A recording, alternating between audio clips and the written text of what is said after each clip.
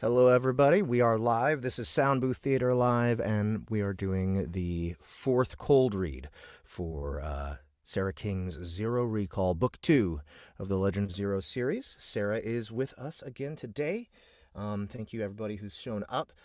Sorry I'm a bit late, just lost some track of time while I was doing other work, but I'm back at it, ready to get started on Chapter 8, Daviin, Meet Joe. Okay, so wait a second. Okay. So, that's kind of ironic, I guess. It was like I think the last chapter was Joe meet Daviin, and then Daviin, and then Gotcha. they switched it. Awesome. Okay, let's see. Just making sure. Forging Zero. Where have I been saving these? Let's see. Legend of Zero. Here it is. Okay, Zero Recall. Got it. All right, I'm on So have you chapter 8. ever done what I've done and like lost entire days or like weeks of work by having a computer failure or something?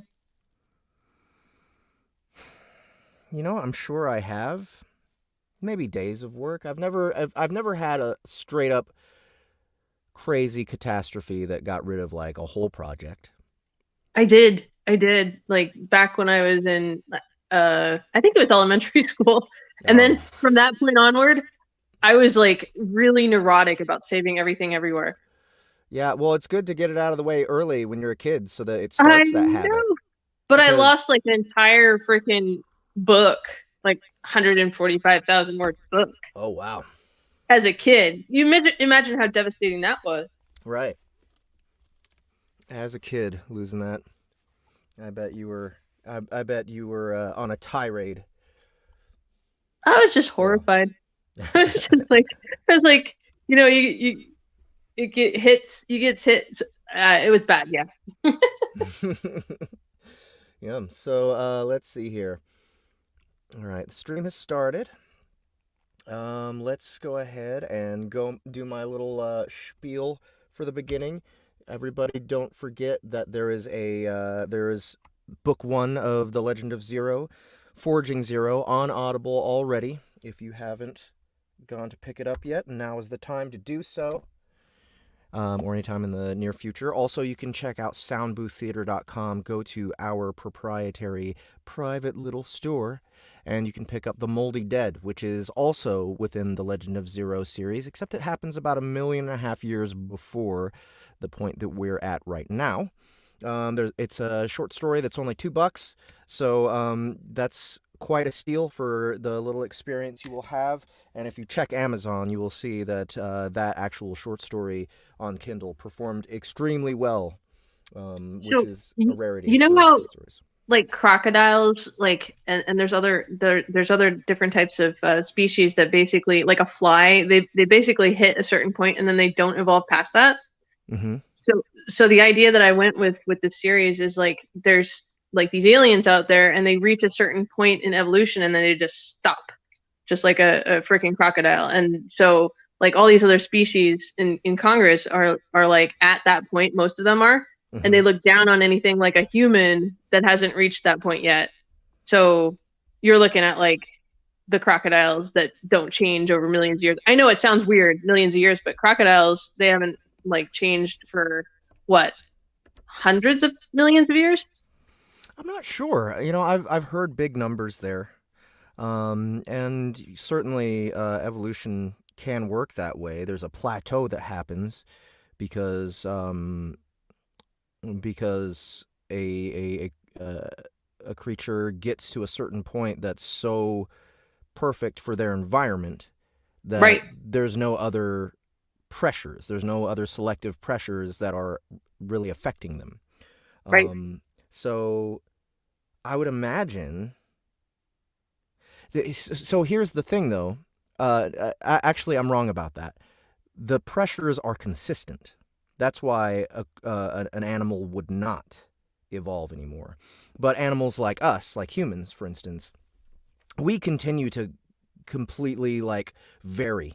We vary and vary and vary, and it's kind of like dogs with a curly tail, right? Right. The curly tail in a dog has no evolutionary advantage whatsoever, but there's no selective pressure on the shape of a dog's tail because they're domestic, except a human's preferences, right? Humans Yeah. will, quote unquote, artificially create selective pressure on a species. And so that's how curly tails become favorable, because people are like, oh, that's cute.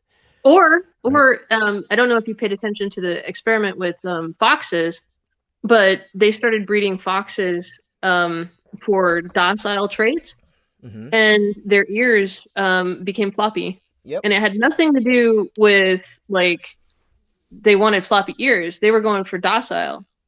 Right. And it just that is somehow linked genetically to being docile. So anyway, that's that. Sorry, Yeah. total No, tangent. no, that's true. That's true. It's like once you remove certain pressures, then variation kind of goes crazy, Yeah. because there's no reason for it to be one way or the other, and so mutations don't necessarily hurt the animal or improve the animal's life, So right? So so I think basically, I think oh, that really when a creature is not evolving, it's because they are at equilibrium with their environment. precisely, Um, yeah. So that's why the Huouyt look down on the other Huouyt with like the genetic alterations, because they consider themselves to be the epitome. Like they've gotten mhm, to the point where they don't need to evolve anymore. And so when somebody like Jer'ait comes along and has a fucked up like genetic, they're like, you are beneath us. Like, and that's pretty much the way it is for like all the species in Congress. They don't really have variation in like looks, like kind of like a crocodile. Like, mhm, tell me the difference between two crocodiles, right? But if you right. look at humans, we are like all over the scale. Mhm, So yeah. anyway, that was the idea behind that. So let's see. I think we're ready to move on to chapter 8. And again, sorry for being late, guys, but I'm ready to go. Kyle, thanks for dropping by. Kyle says Congress has completely ruined so many species' evolutionary development by interfering before they've reached that stage. That's interesting. And then Gray says, what's up, people? What's up, Gray? Good to see you. And anybody else who's returning from previous cold reads or here for the first time, please say hello in the comments. I'll do my best to say hi back. And here goes with chapter 8 of Zero Recall. Chapter 8. Daviin, meet Joe.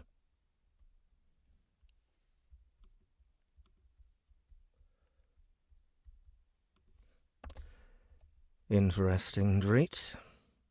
It seems our human had a spine before you shattered it. Jer'ait's eyes followed the human's mangled body as the medics took it away, a smugness seeping from under his Vaga-trained, expressionless features. The doctors had cursed and complained, but had accepted the human out of the shuttle stasis with few questions, saying that the multi-species ground teams had been the biggest tacky screw they had seen since they first... Saying that the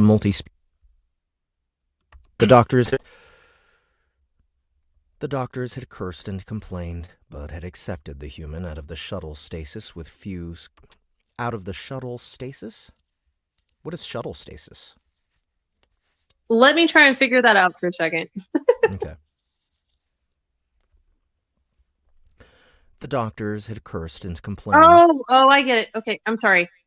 Basically, they put him in stasis for the travel, and then when they got to the Gotcha. planet, Gotcha, okay.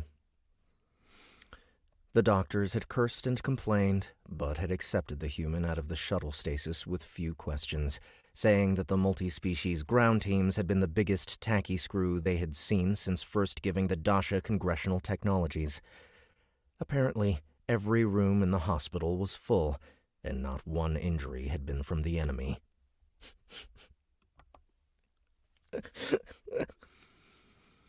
yeah, they don't play well with the others. All right. What's up, Gary Dallas? Good to see you. Beta's bones. Beta's bones. Let it rest already, Daviin growled. You know the human won't take you back, don't you? Jer'ait continued, without pause. If there was any continuation, Okay, no reason to do that. You know the human won't take you back, don't you? If there was any question before, it fled the moment you drove his sternum through his shoulder blade. Jer'ait watched him intently. Only the Huoyt's purple eye was out of place, like the mask that was a normal Huoyt had been torn away to reveal a trickle of his thoughts through this one odd-colored window.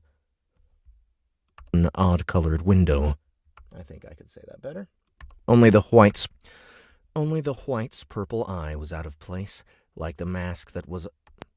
Only the Huoyt's purple eye was out of place, like the mask that was a normal Huoyt had been torn away to reveal a trickle of his thoughts through this one odd-colored window. Daviin was still furious with himself that he had allowed the human to get under his skin, even more furious that the human had actually... Daviin was still furious with himself that he had allowed the human to get under his skin, even more furious that the human had actually followed through with his threat. To have the Huoyt rub it in, however, was too much. He turned on Jer'ait with a snarl.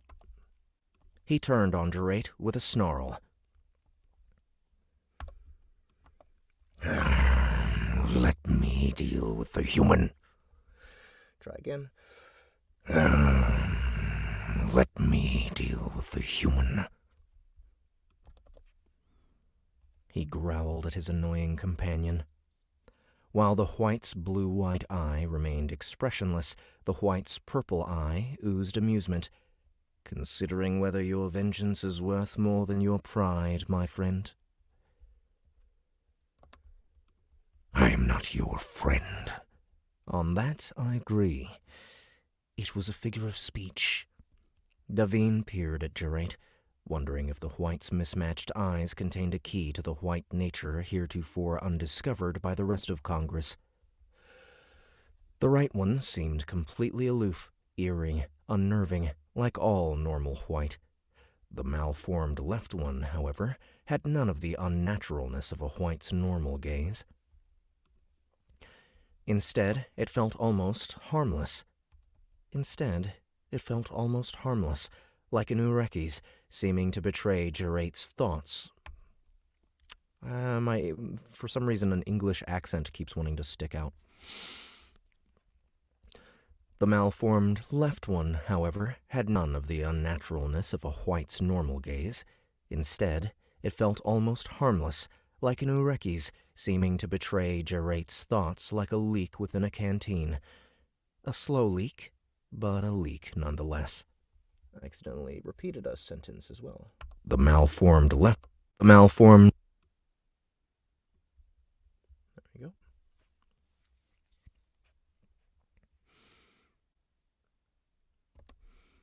Is that why those defects are not allowed to sit in the Regency?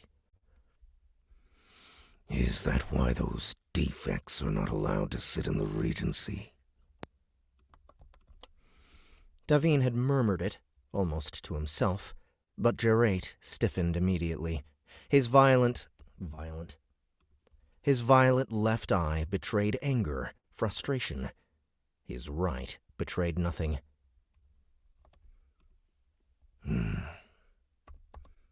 That's it, Daviin whispered. Your eyes, they're like a shield from your thoughts, except your left is broken. Jer'ait stepped closer until he was only a foot from Daviin's coiled torso. And what am I thinking right now, Jer'ait? Daviin ignored the threat. Why are you here, Jer'ait? I recognize you from Sentinel training. They made us memorize your voice. And why are you here, Jer'ait? Right, I recognize you from Sentinel training. The assassin flinched, obviously taken aback. How long have you known?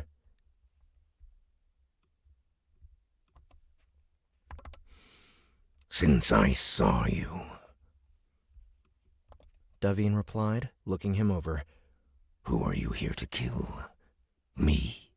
He doubted as much, because Jer'ait was well known as a peacemaker's tool, refusing even the highest bids for his service, which, for a Huouyt, was enough to create a smudge of respect within Daviin. In a species of lying, backstabbing betrayers, Jer'ait was almost honorable. Almost. I have better things to do than dabble in Jer'ait clan warfare. That's what I thought. But the 12th Hajai wouldn't send you unless it was someone special. But the 12th Hajai wouldn't send you unless it was someone special. Jer'ait gave him a long look before saying, I'm here to make sure the Volin dies. Daviin felt his body stiffen reflexively, feeling his vengeance on the Volin. Did I say Volin? The Volin. No. Daviin felt his body stiffen reflexively, feeling his vengeance on the Volin sliding through his fingers. You're next in line to the 12th Hajai. Don't the peacemakers have underlings to do this? An underling would fail. Jer'ait would not. Do not fret, Jer'ait. I'm not the human. I won't stand between you and your vengeance if I can avoid it. All that matters to me... Revenge. I won't stand between you and your vengeance if... I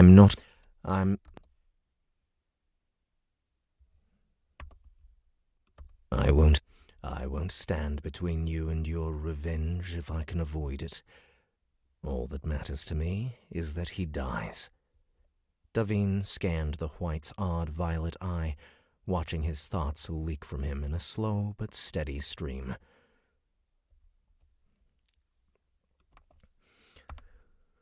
The truth is there for anyone who would see it. A Huouyt's eyes. They act as a distraction. They bar natural communication, natural reading. It's why Huouyt with the defect are not allowed off your planets. Tell me I'm wrong.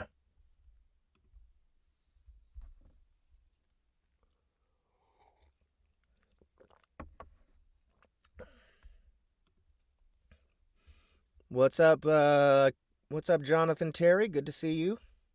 I think I've seen you here before. Is this your first time here? I don't remember. Tell me I'm wrong. It was impossible to miss the tightening of Jer'ait's paddle-like fists. It is unwise to antagonize me, Jer'ait. Daviin had a brief moment of nervousness, realizing what he was dealing with. It was creatures like Jer'ait that were sent to assassinate creatures like him. Jer'ait's vertical slit of a mouth puckered. Once you ought to be my groundmate, Jer'ait. I'll spare you the mental anguish, and I'll tell you another secret. My disability does not keep me from reading your eyes as well as any Huouyt. I think Daviin. that sentence starts with sense, not once. Did I say once? Once. Yes. Since you are to be my groundmate, Jer'ait, I'll spare you the mental anguish, and I'll tell you another secret. My disability does not keep me... Daviin flinched as Jer'ait strode away. This was a mistake. He should have gone straight back to Vora, gathered up a party of warriors, and come back here to do battle. Instead, he was going to have to rely upon 5 strangers, creatures infinitely weaker than himself. Weaker, but possibly more useful. Daviin understood his limitations. He glanced down at his long, ungainly bulk and squeezed his claws together. His kind relied upon ambush or distraction to kill. Once located, he could not move away fast enough to avoid a Dasha's claws. He was not agile. He was not quick. The Ureki and the human were. Further, due to the Dasha's ability to hear his echolocation, Daviin could not penetrate a Dasha den undetected. Jer'ait could. Last, he had neither the capabilities of flight nor a faculty for digging. They had discovered the nature of their last two teammates upon landing on Jil-Sit, and though Daviin had been curious as to why they needed a Baga underground, he was not going to question Phoenix's choices. With its burrowing skills, the Grecan had been an obvious advantage. Galek had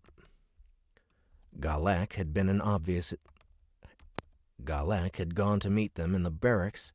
Galek had gone to meet them in the barracks, while Daviin and Jer'ait had stayed to admit the human to the Kongi medical system. Daviin decided to wait for Joe. Though he dreaded the moment, he needed to offer his ground leader an apology for losing control. Honor would allow him nothing less. He went looking for his commander's regen chamber.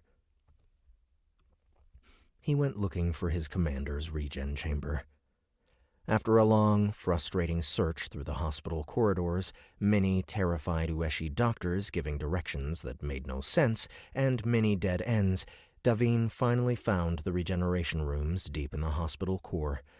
In full view of the Ureki guards in combat gear patrolling the hospital, Daviin passed repeated written warnings of sensitive area, authorized personnel, staff only, escort required, and other more dire warnings to trespassers.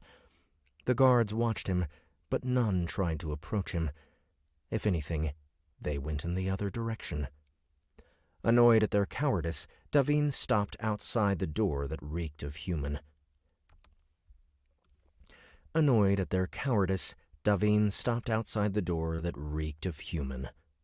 There, he folded his body into a coil to the left of the door.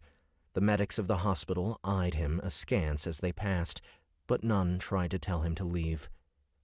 Daviin felt irritated the way they left him unchallenged. It was a sensitive area, highly classified. What if he had been an assassin? What if he was here to spy or steal technology? Beta's bones. No wonder the Valen managed to steal an Ekta, Daviin thought, brooding at doctors and staff from over his coils. Congress is filled with fools.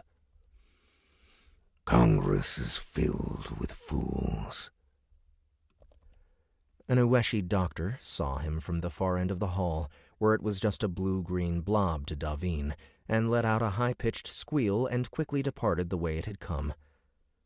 Fools and cowards, Daviin amended, his irritation building.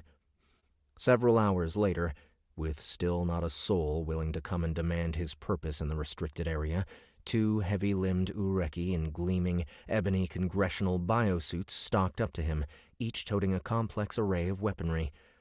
Looking at their chests, he saw that they were both 4-point battlemasters.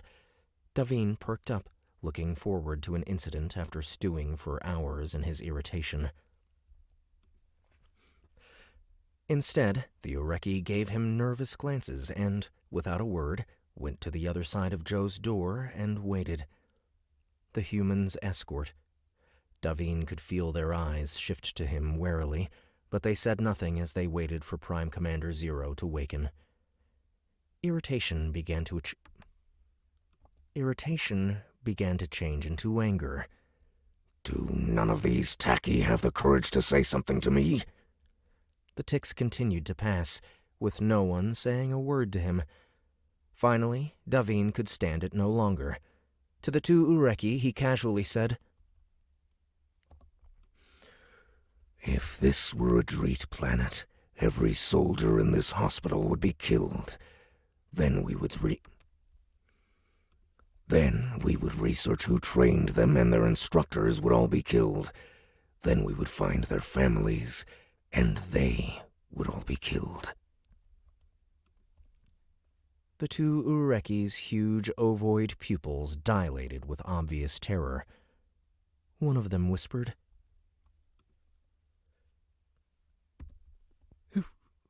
Why? Why? Daviin motioned at the uniforms of passers-by. I don't belong here. I wear no black. I carry no gun. Why has no one said anything to me?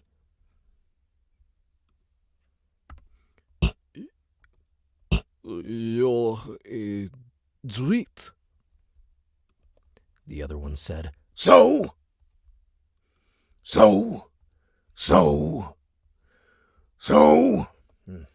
to get some more moisture in here.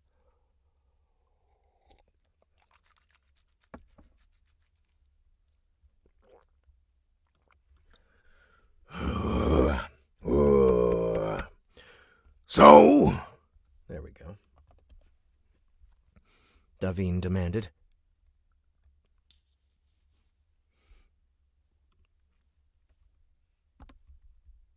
you're...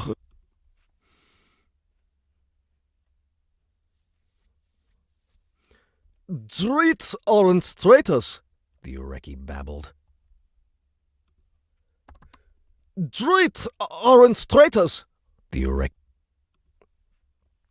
Everyone knows this.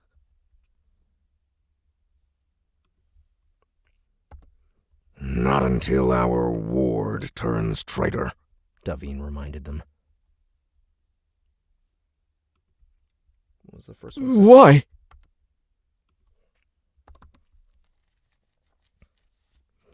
But... The nearest Ureki stared up at Daviin, his Hakta and Suda trembling. Are you a traitor?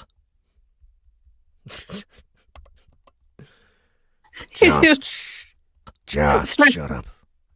Huh? I'm sorry, you're doing really good.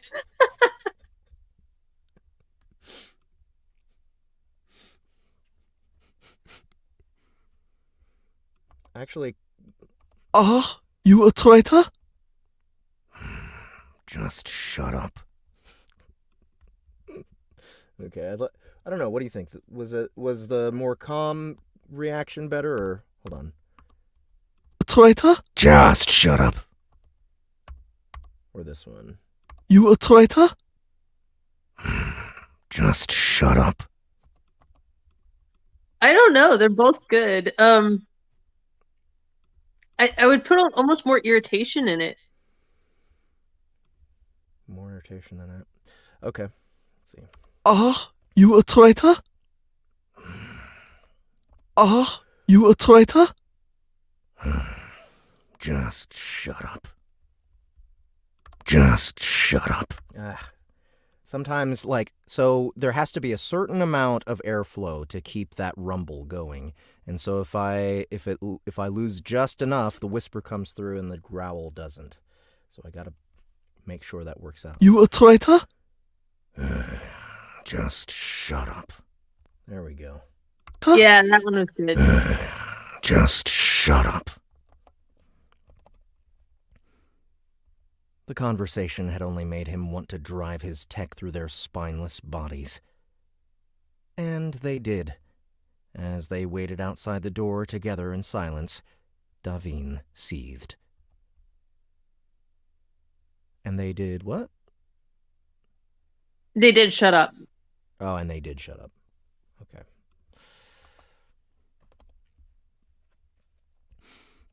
His disgust had reached a fever pitch when the door to the regeneration room opened and the human stepped out. You know who Daviin is reminding me of a little bit? Who's that? Ever watch Parks and Rec? No, but I don't watch movies, TV much at all. So. He kind of reminds me of like a big alien version of Nick Offerman. I'm gonna have to from Parks and Rec, because he's just the funny thing about that show. My favorite part of about that show is Nick Offerman's character. Well, the whole show is based around this Parks and Recreation department, and the person who's running the department is like super chipper and always looking for ways to improve things in Parks and Recreation, and always coming up with new stupid ideas.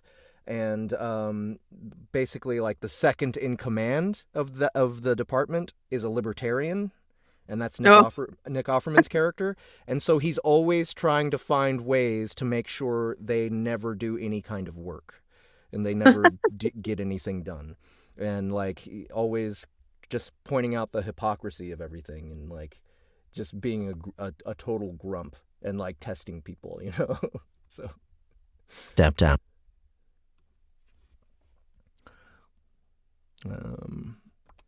Joe's gaze was automatically drawn to Daviin, whose mountain of bright scarlet scales stood out in the black Kongi hallways like a green tacky on a food farm. Then, as if he had simply been glancing Daviin's way, he turned back to the Ureki, ignoring him. So, can one of you jerkwads tell me why one of you didn't escort this Jonjapile back to the waiting area? Under the human stare, the Ureki's Suda began to quiver. Their big, sticky brown eyes flickered to Daviin, then to the human, then back. okay, You a traitor? that one, that's the one I wanted.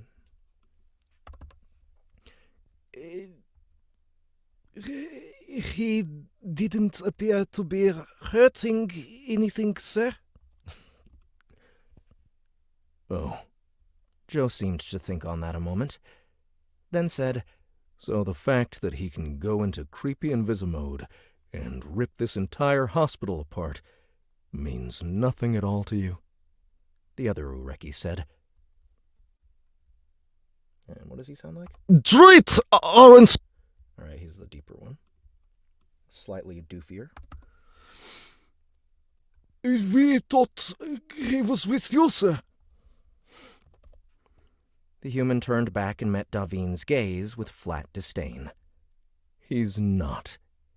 He continued to look utterly calm, but there was an edge to his voice. Did you check his tag, men? The two Ureki babbled a negative. Why not?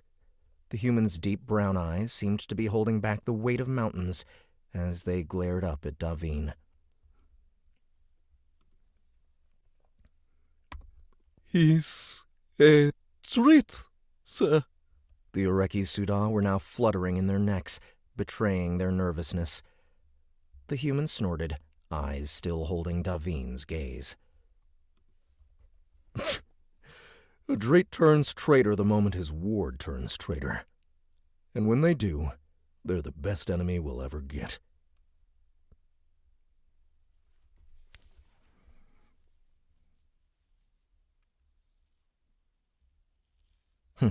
Okay, just checking that out.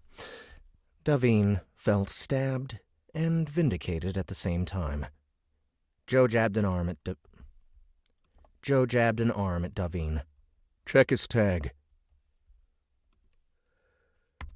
I don't carry a...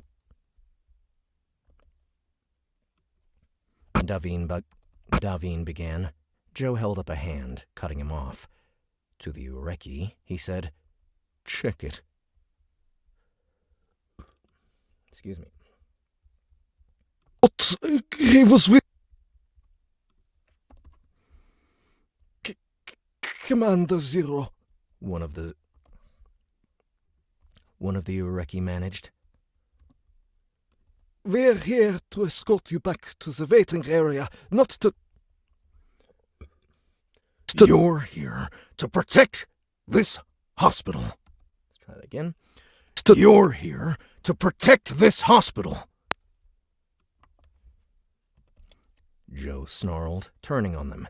Check his tag.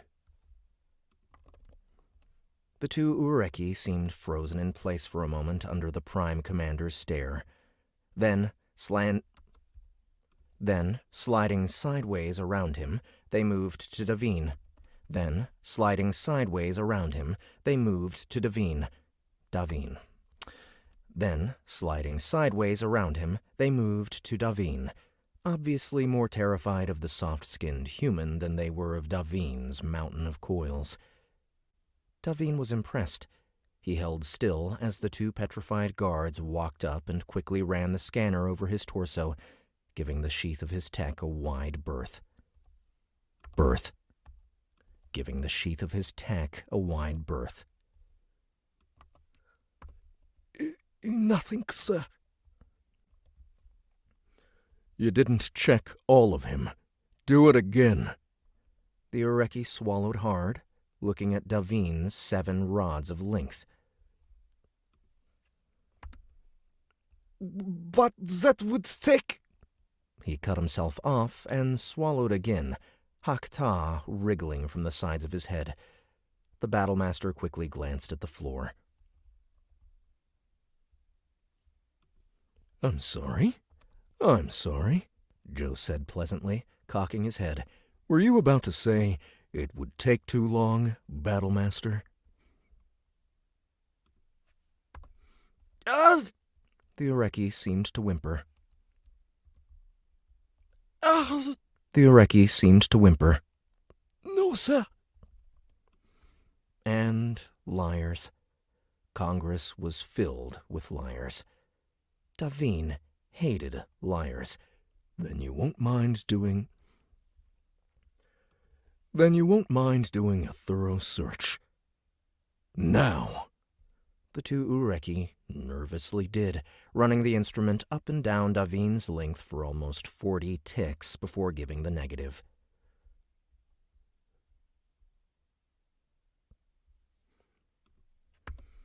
I don't... Shut up! To the Ureki, he said, Check again. But, sir... Check it! But, sir... Check it!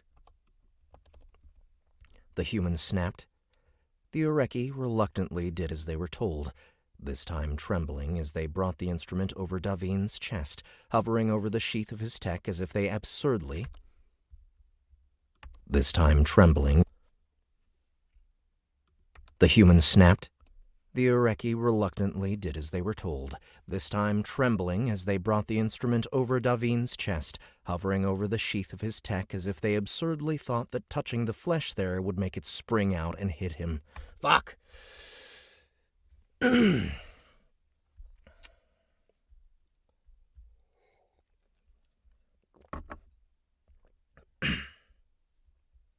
The human snapped. The Ureki reluctantly did as they were told, this time trembling as they brought the instrument over Daviin's chest, hovering over the sheath of his tech as if they absurdly thought that touching the flesh there would make it spring out and hit him. No tag? The human asked once the Ureki was finished. Why can't you find a tag? Any ideas? Before anyone could respond, he snapped, Because he doesn't burning have one! That's why! And you know what that makes him? The Ureki shrank under his stare. Unauthorized! Joe roared. Daviin was impressed at the human's vocal range. Every creature in the hall stopped to stare. You! Joe snapped, turning back to Daviin. Come with me! He started walking, and Daviin uncoiled to follow him. After 3 steps, Joe swiveled suddenly and made Daviin run into him, slamming the sheath of his tech against his chest. Unfazed, Joe's eyes found the 2 Ureki who were still standing against the wall. You 2 tacky slave souls better the hell escort the both of us out. He's cursing at them. Better the hell. Better the hell escort? Okay. It's just dialogue. It's colloquial. You better the hell do this. Okay. Have you ever heard? Huh. Yeah. I have not, but I think I can get it. Okay. You could say better the fuck. Well, actually, Well- probably not fuck because they don't cuss like that. Yeah, it's fine. It's I'll get it. You 2 tacky slave souls better the hell escort the both of us out of here properly, or when I have my talk with your prime, I'll remember names. The Ureki jumped forth. And put a depressor on him. He could raise his energy and go invisible at any second. Who knows who he's working for? He'd have full run of the hospital, and you wouldn't be able to do a damn thing about it. Is that what you want? No, sir. No, sir. No, sir. One of the Ureki fumbled with the mass of gear strapped to his belt, then stepped in front of Daviin. Sir? He held out a black device that looked like a small coin. Don't ask! Do it!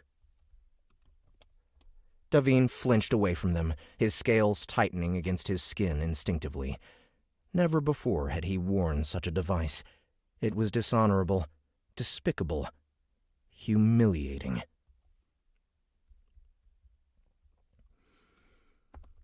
This is not necessary, Commander. This is not necessary, Commander. Really? Joe asked, turning to face him. Which terrorist network do you work for, Jer'ait?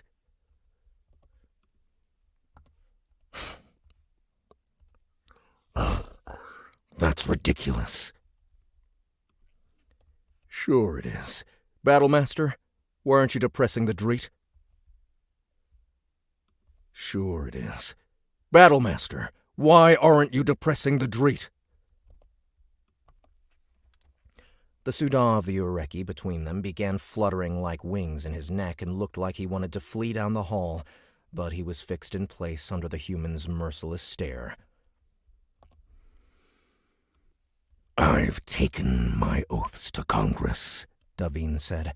I'm not affiliated with a representative in any way. I'm a member of your ground team. I don't need one of those. You're not a member of my ground team. Nope. Of those. You're not a... Of those. You're not a member of my ground team. You're not a member of my ground team. There we go, that's better. The cool, even way the human said it, it almost sounded as if he were serious.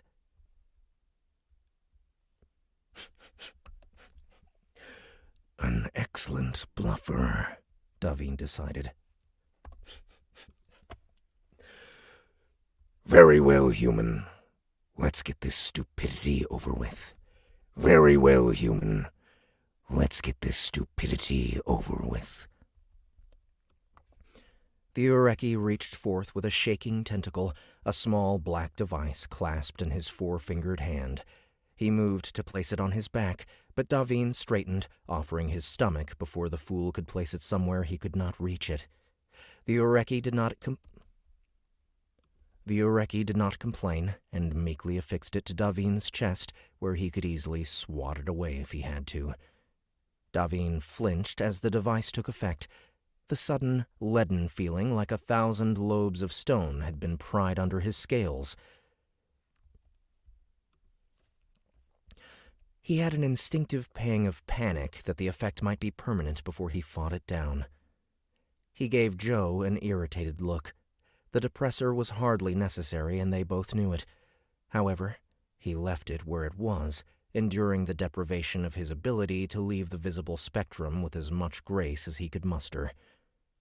But Joe had crossed his arms, having observed Daviin's maneuvering. Just what kind of tacky food yard is your overseer running here? You let the Jer'ait manipulate you into putting it on his stomach. He could fling that thing off him in a second. You stupid Genferglings. Put it on his back, between his shoulder blades, where his arms won't reach. Daviin stiffened. I'm not going to remove it. But you can remove it, can you? But you can remove it, can you? Joe growled. Now get on the ground and let them place it properly. You're lucky they don't shoot you for being a sneaky Huouyt. Can't you? Can you? Good. But you can remove it, can't you? Joe growled. Daviin narrowed his eyes, but complied. The momentary relief as the Ureki took the depressor from his stomach was immediately ruined by its even more deeply unnerving presence in the unreachable area between his shoulders.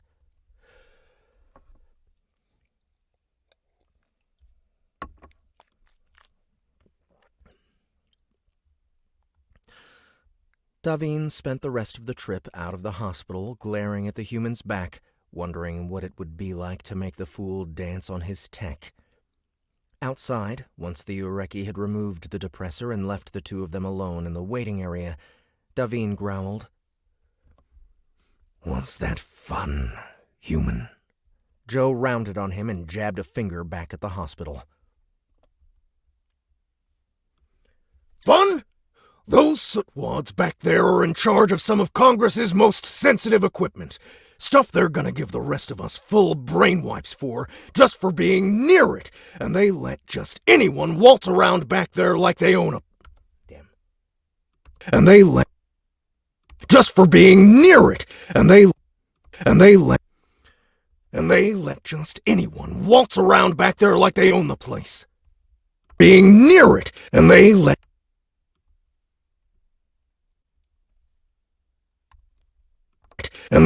just...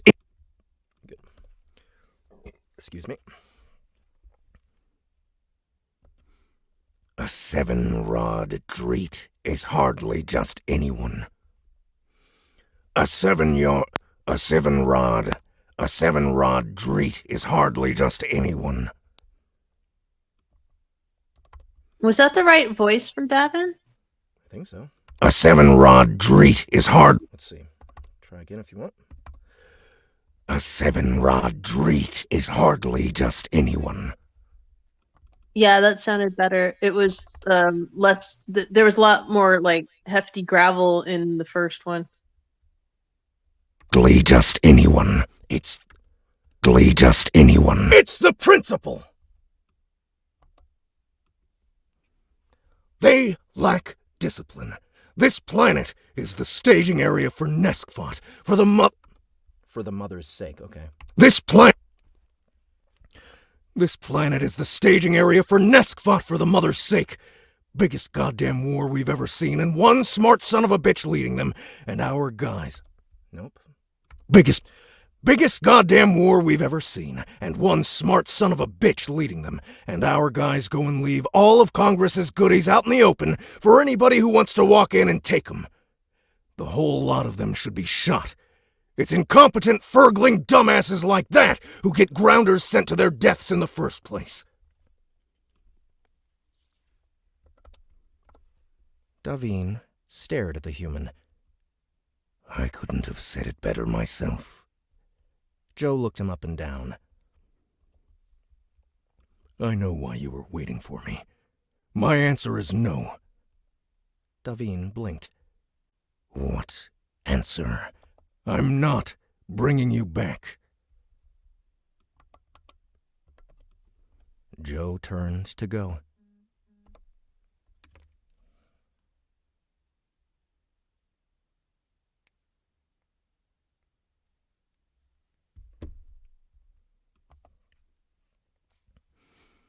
Daviin's arm shot out, catching his shoulder.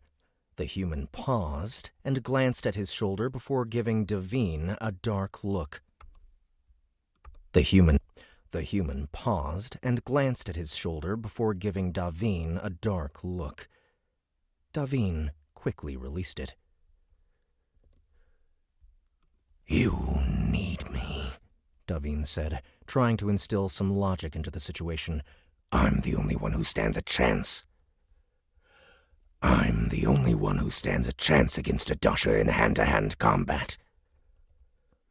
We'll make do without you. Daviin stared at the human, stunned.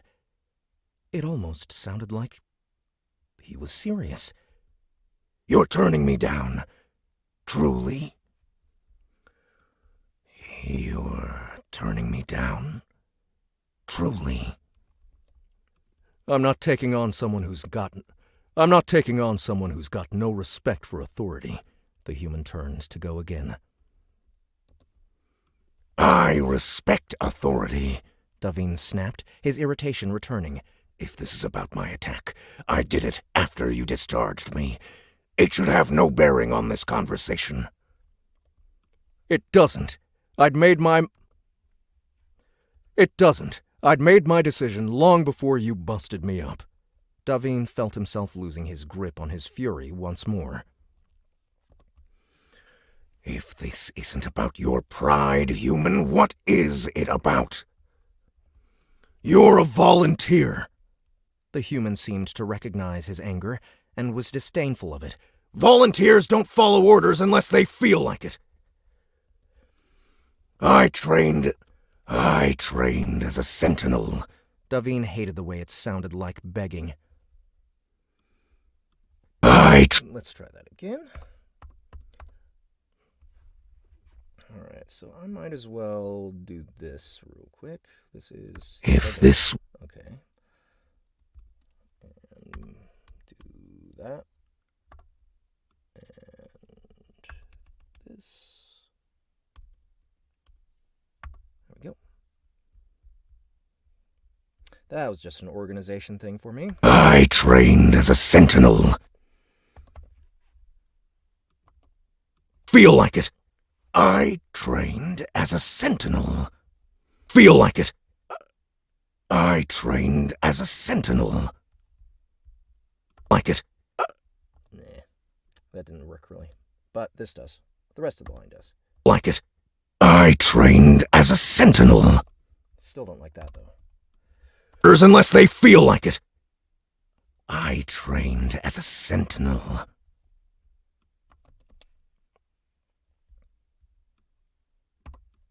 Feel like it. I trained as a sentinel. And that's an intentional pause. I'm sure they know.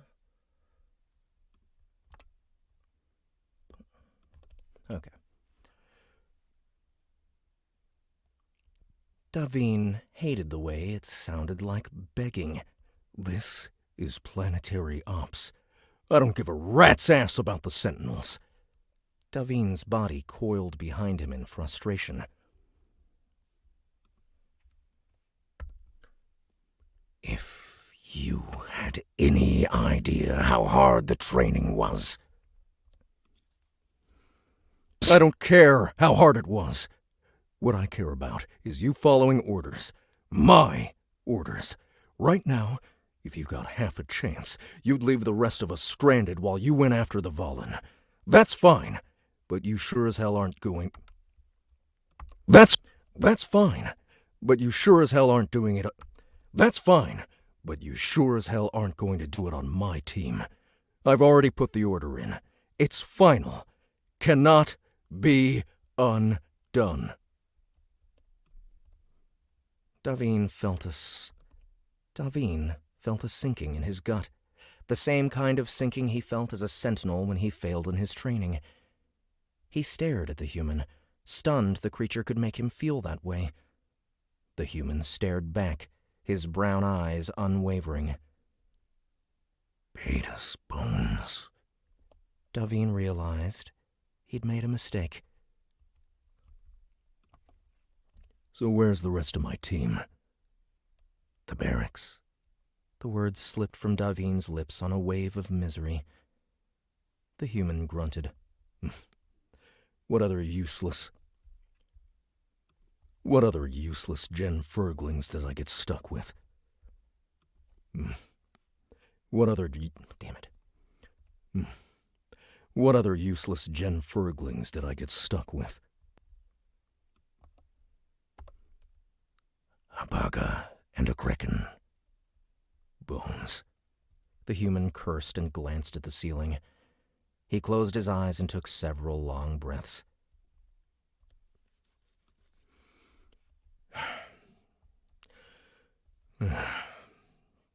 God damn it, Mag. Oh my god. Oh man, that's funny. What? Hey, it's Joy. It's Carl's catchphrase. God damn it, donut. Oh.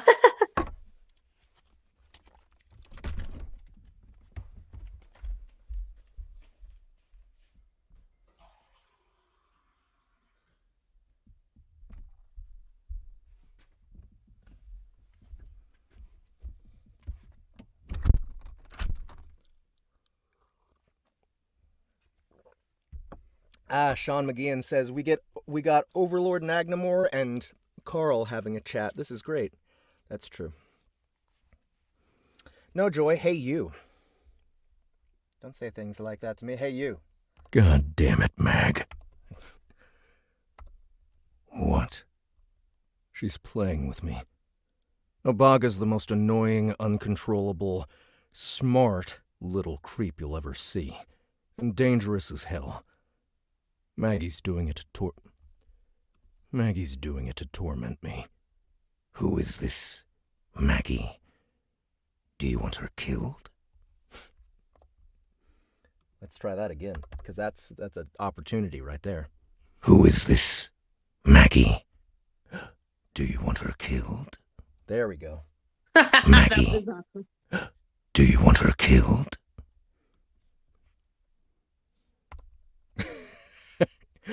I wish. Joe frowned. And no, you will not buy your way back into the group by killing my enemies. Damn.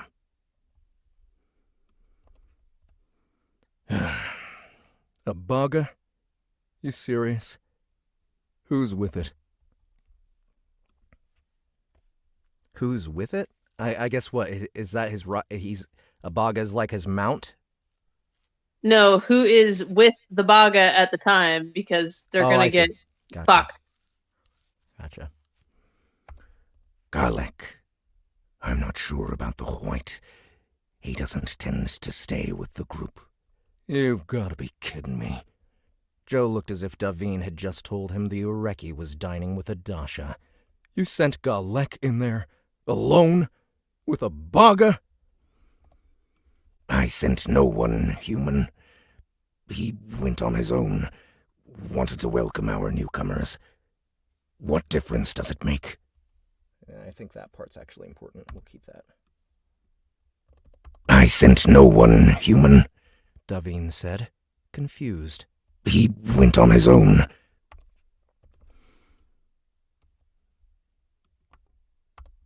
What difference does it make? Joe made a disgusted sound. Without waiting for him, the human strode quickly from the hospital, his pace almost more than Daviin could meet.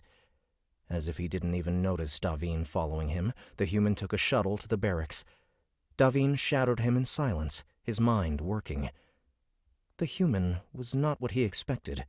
His first impression of a drunken fool had been wrong. In another life, he could have been born a Jer'ait. The human turned on him suddenly. Why are you still following me? I want to be on your team. No. Begging will not change my mind. The human kept walking. Daviin followed, his fists clenching in frustration. I made a mistake. Yep. I'm sorry. Is that what you'd say to the Sentinels, Jer'ait? Is that what you'd... I'm sorry. Is that what you'd say to the Sentinels, Jer'ait? Daviin felt shame descend upon him in a sickly shroud. No. Then don't say it to me. The human did not stop walking. Daviin lowered his head and followed. He knew he should have salvaged his pride and searched for another group to descend after the... He knew he should have salvaged his pride and searched for another group to descend after the Dasha. Damn it. He knew he should have salvaged his pride and searched for another group to descend after the Dasha, but his gut told him that this group... He knew he should have salvaged his pride and searched for another group to descend after the Dasha, but his gut told him this was the group he wanted. They entered the barracks to the sounds of Ureki screaming. Nope. They entered the barracks to the sounds of Ureki screaming. Joe broke into a run, leaving Daviin behind. When Daviin caught up, he had to bodily push a crowd of black-clad Kongi gawkers out of the way to even reach the room. Inside, Joe had a gun in his hand, the weapon charged and ready, his finger on the trigger. He was aiming at something over Daviin's head. All right. Next chapter. You get to meet Flea. Flea time. All right, so Flea is the Baga, right? Yes. All right. I think you were going to do Sean Connery or something like that. Okay, so Sean Connery is who I was kind of going for the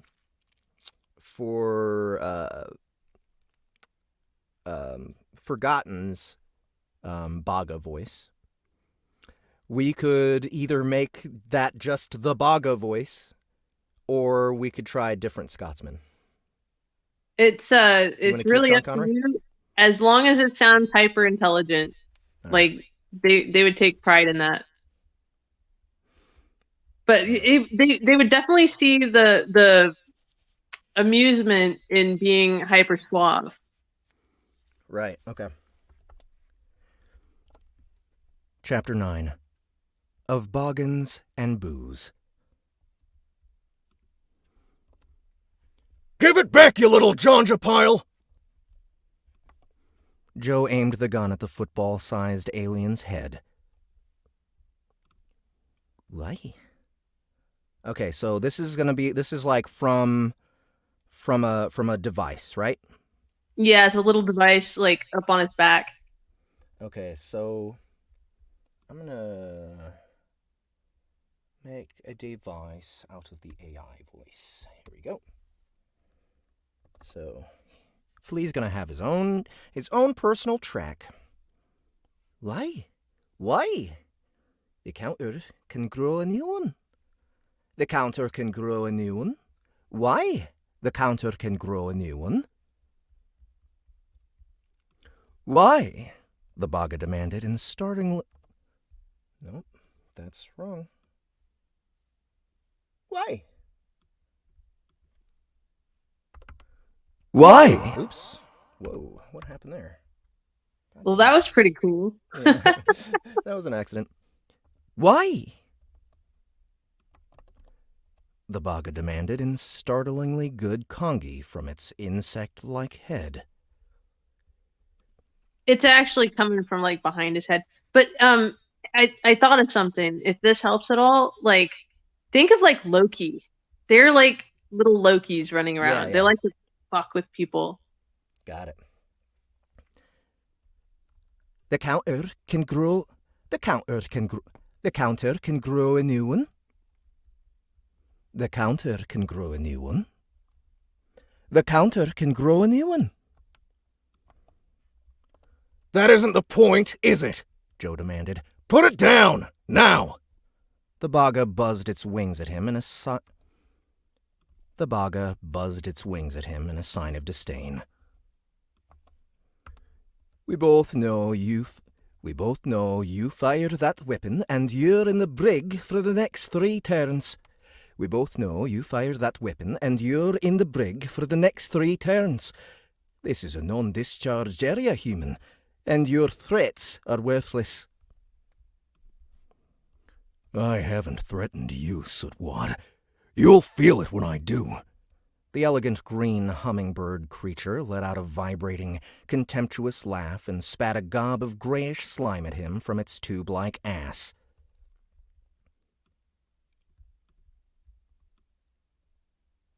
So I think you said discharged with a D, non-discharged area. I don't know if that bothers you or not. This is a non-discharge area. This is a non-discharged area, human. I think it just sounds that way because I'm tapping the R. This is a non-discharged area, human. Discharged. Because the Scottish tapped R. Oh, I Charged. didn't know. Yeah. This is a non-discharged area, human. And your threats... Oh, discharged. Area, human. Discharged area, human. Yeah, maybe you're right, actually. This is a non-discharged area, human, and your threats are worthless. I haven't threatened.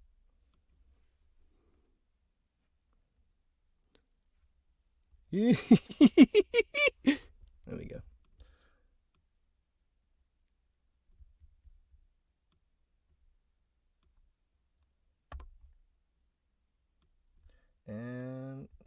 when I do. The elegant green hummingbird creature let out a vibrating, contemptuous laugh and spat a gob of grayish slime at him from its tube-like ass.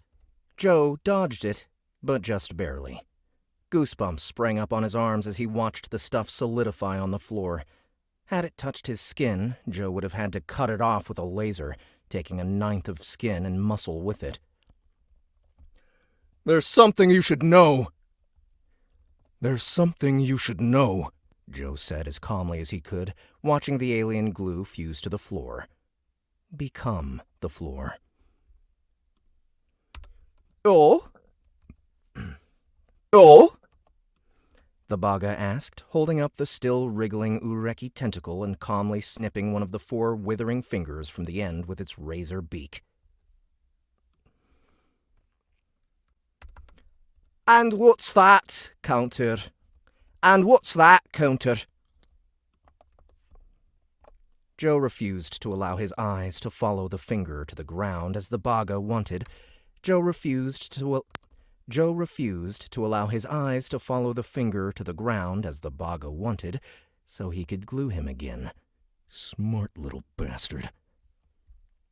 Smart little bastard, Joe thought, despite himself. You should know that I'm 66 turns old. The Baga snipped another finger from the Ureki's arm, leaving 2 intact. And why the crack should that matter to me, human? Because it means I'm too old to deal with little pricks like you. Joe popped the canister from his borrowed pistol and, as the Baga watched him in confusion, threw the gun. It hit the Baga square on, crushing the glittering green creature to the wall like a wayward spider. Its tiny claw-like feet released Galek's arm, and the severed appendage fell to the ground, still wriggling. The Baga followed it down, landing in a glittering, stunned heap. Joe walked up and stomped on the creature's tubular rear snout, effectively cutting off its spit supply. The Baga's beak, situated on the opposite end of its body, opened, and it let out a high-pitched, almost supersonic scream. In the hall outside, the Jer'ait groaned and put his huge scarlet hands over the cavernous audial chambers, taking up most of his skull. 7th hell. Oof, I need to charge it up.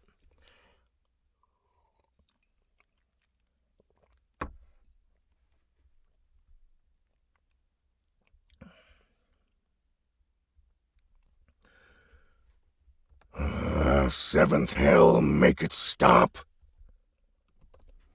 Daviin shouted. Beta's bones, kill it already. Kill it already. There we go.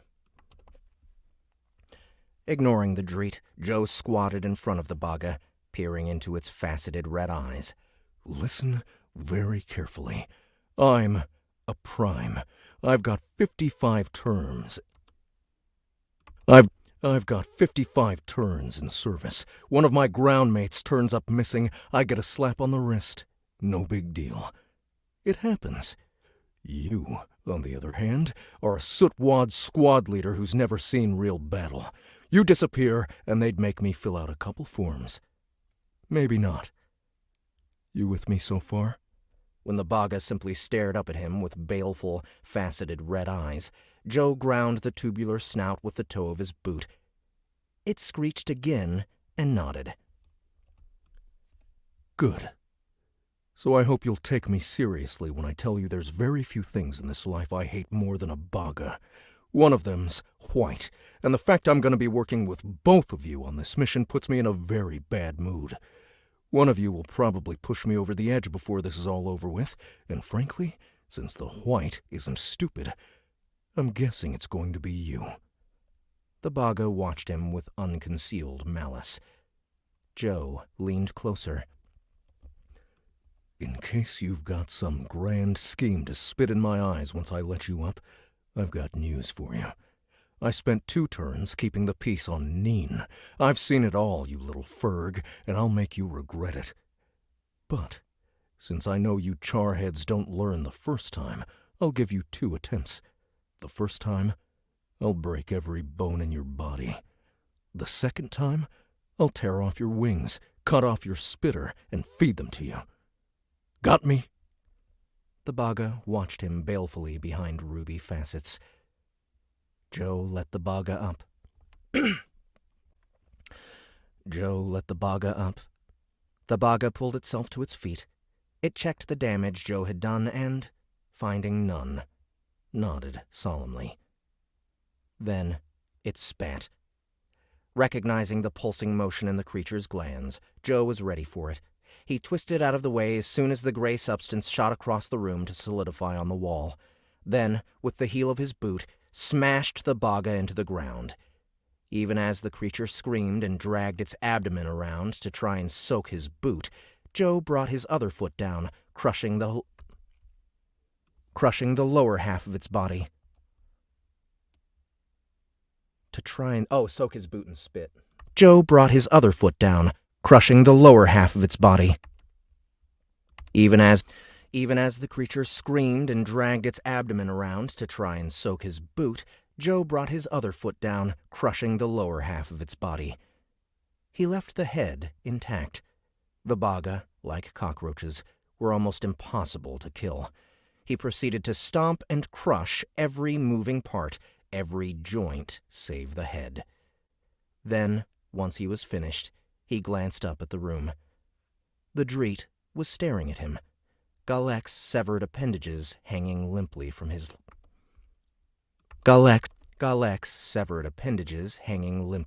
claws. A Huouyt was with him, one odd purple eye watching Joe with disdain. "Woe to the tacky the day the dosha stubs his toe," the Huouyt intoned. "You wake up during surgery, Commander." Joe scanned the Huoyt's face. My 32 shattered bones had nothing to do with this. The little fool was going to spit on me. Of course. The Huouyt continued to watch him smugly. Joe shoved his toe under the Baga's flattened corpse and flicked it toward Bashar with his boot. "Get this dumb prick to medical."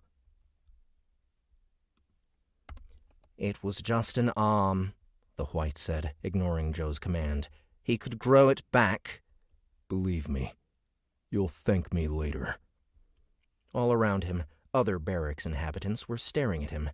Even Galek, whose truncated arm still dripped sticky brown Ureki blood onto the floor, looked at Joe like he'd lost his mind.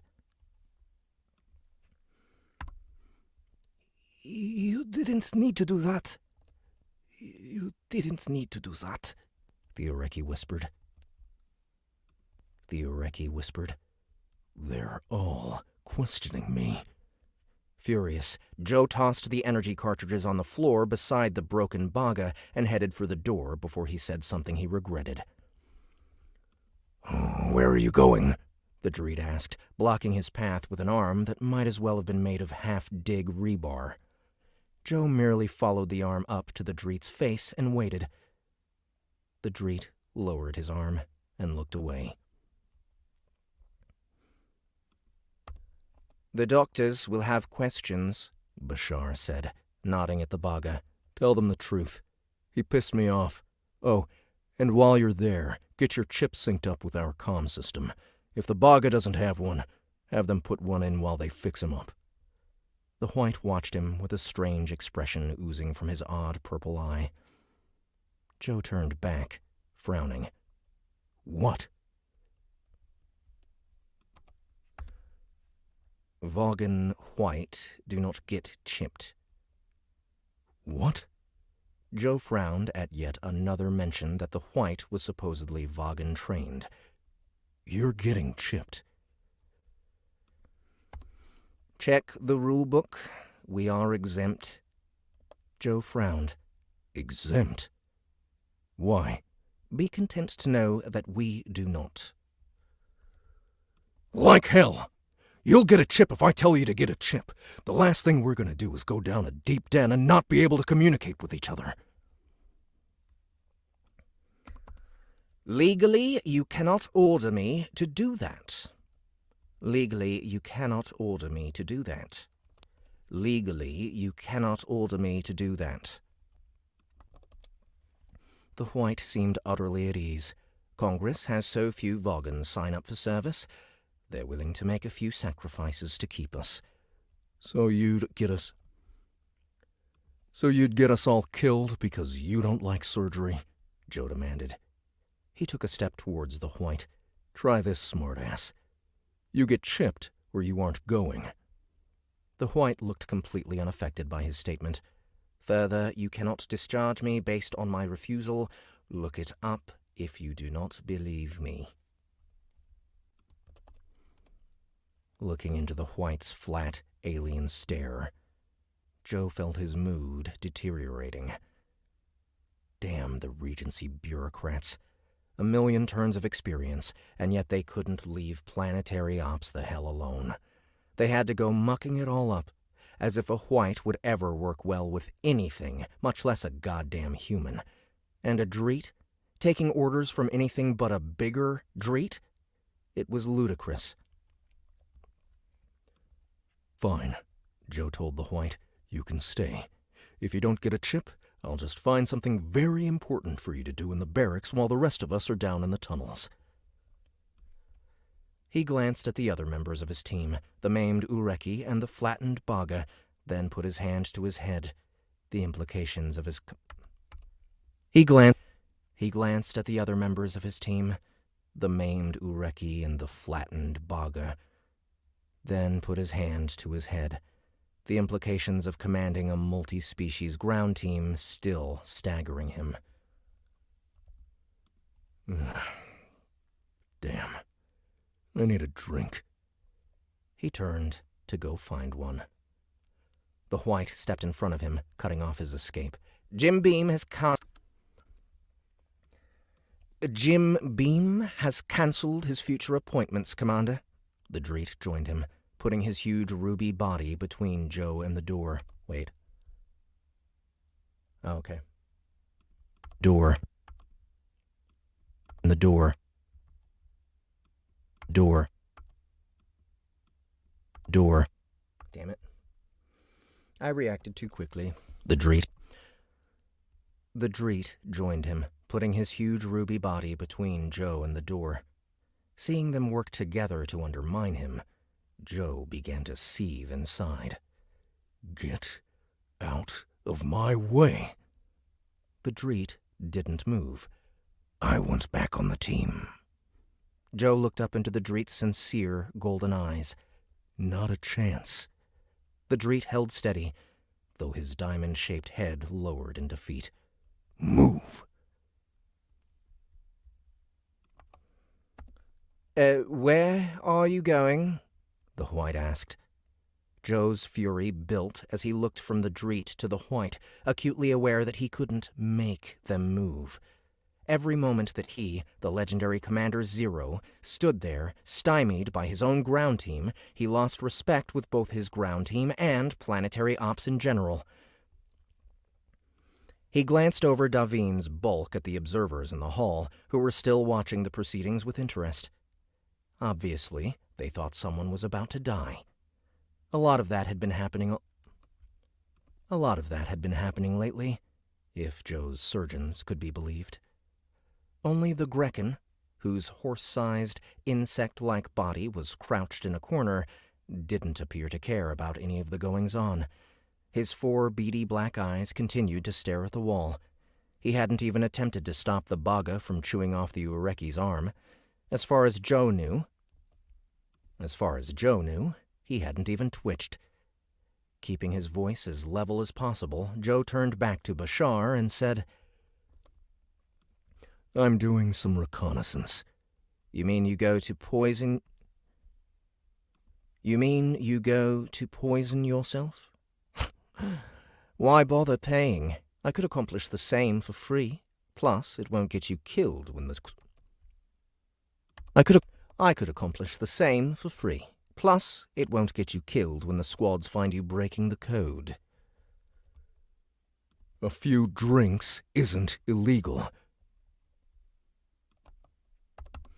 No, but being inebriated...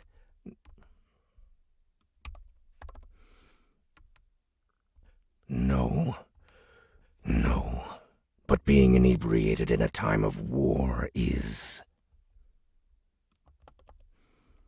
The Jer'ait had recovered, and now he sounded like a man chastising a child. Let's try that again. No, but being inebriated in a time of war is... The Jer'ait... I'm not going to break the goddamn code. You want to mourn your brother? Go ahead and tell me, Bashar said. I'll make you feel miserable quite a bit faster than a few shots of alcohol. Joe prickled at the way the Huouyt so casually threatened to drug him. Huouyt drugged creatures they didn't respect. He tore his eyes away from the Huouyt, realizing that it was the Jer'ait he needed to convince. With the Jer'ait's huge ruby body still blocking the door, he wasn't getting out of there without his cooperation. I'm on duty, Joe told the Vorin. I don't drink on duty. The Jer'ait immediately relaxed and pulled away from the door. My apologies, Commander. My apologies, Commander. He sounded utterly contrite. Rounding on Bashar, the Jer'ait snapped. You see, Huouyt, you question him needlessly. A true warrior would not drop his spear before a battle. That the Jer'ait was so trusting left Joe feeling ashamed. The Huouyt continued to stare at him with his screwed-up eyes. Suspicious bastard, Joe thought. He shoved past the both of them and went to find something to take his mind off his brother's upcoming execution. Over his shoulder, he shouted, "And find another ground team, Jer'ait! You're wasting your time. It's the last time I'm going to tell you. You're wasting your time. And find another ground team, Jer'ait! It's the last time I'm going to tell you.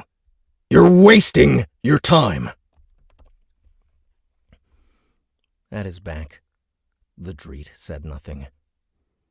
Joe went into town, fully intending to stay dry. He coasted the streets, spoke with the nervous grounders about the upcoming tunnel crawl, patted a few backs, offered a bit of wisdom or an anecdote here and there. Even found another prime and spent an hour with the Jahul discussing the mission on Neskfot. Even found another... In the end, however, Joe sat on a stool by himself, the vid screen in the bar in front of him tuned to Earth's news frequency. In the end, however, Joe sat on a stool by himself, the vid screen in the bar in front of him tuned to Earth's news frequency. Execution of the most wanted criminal in Earth's history. Spectators are already lining up outside the Central Plaza, hoping for a good view of what is sure to be... Joe shut off the newscast and took another drink. They were executing Sam in 2 hours. Even if Joe hopped on the first shuttle he found, he would never get there in time. My fault, he thought. I got Sam caught.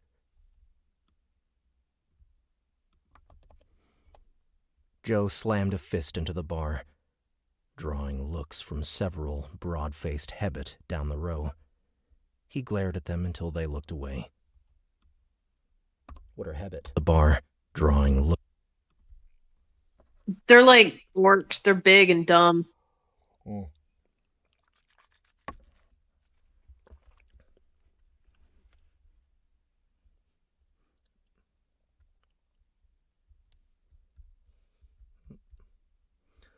Big dummies.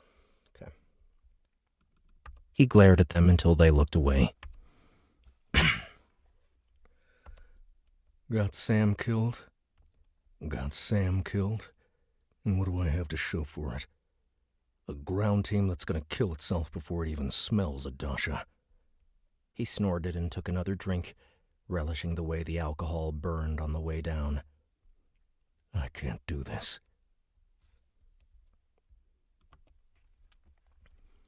The Jer'ait had shattered his spine with one swipe of its arm. The Baga had tried to fuse his face together when he tried to stop him from maiming the Huouyt. The Huouyt had outright refused to obey him. Even Galek, the youngest and most open to having a human in command, had no qualms with questioning him in front of everyone. A boot, for mother's sake. Joe knew he didn't stand a chance. He was smaller, weaker, lighter, and, in the Huoyt's case, stupider. Closing his eyes, Joe downed another whiskey, trying not to listen to the news feeds. Trying not to think of Sam. His team had automatically thought him cruel when he flattened the Baga. The Huouyt had asked him if he were taking out his frustrations like a spoiled child. The Huouyt, who had just lost an arm, had given him a look like he'd lost his mind. Miserable. Joe knew he would continue to receive the same treatment as long as he did not have their respect. But how did he gain an alien's respect? If they'd been human, he would have started on common ground. He would have shared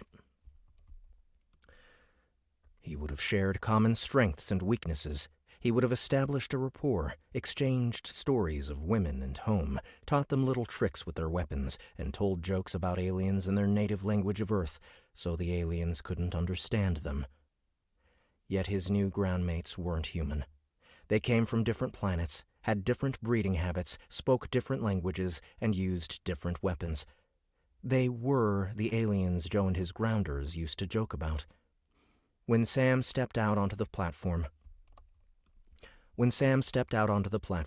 the crowd in the bar cheered. Joe's fingers tightened on his glass. When Sam stepped out onto the platform, the crowd in the bar cheered. Joe's fingers tightened on his glass. When a brutish Huouyt shoved Sam to his knees and forced his head to the block, Joe lowered his eyes to the tabletop. When the other humans in the bar let out a ragged cheer, Joe cried.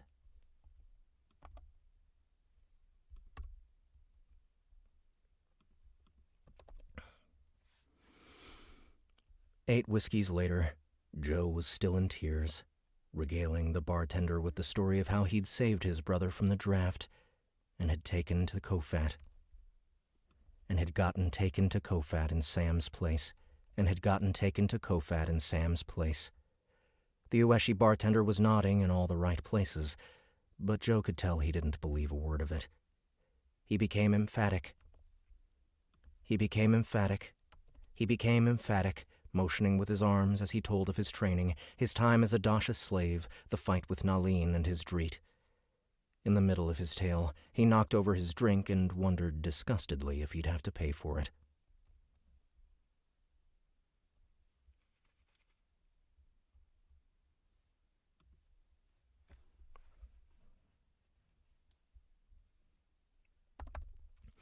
Look, the Huouyt bartender finally said.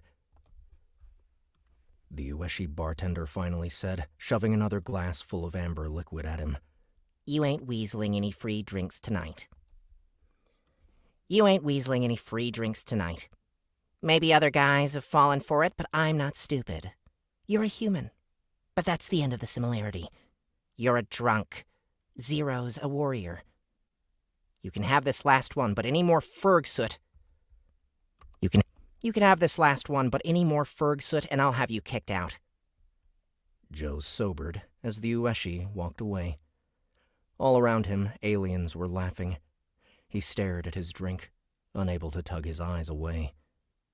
Then, furious, he slapped it across the table, showering half the bar with glass and whiskey. That's it! The Huouyt snapped.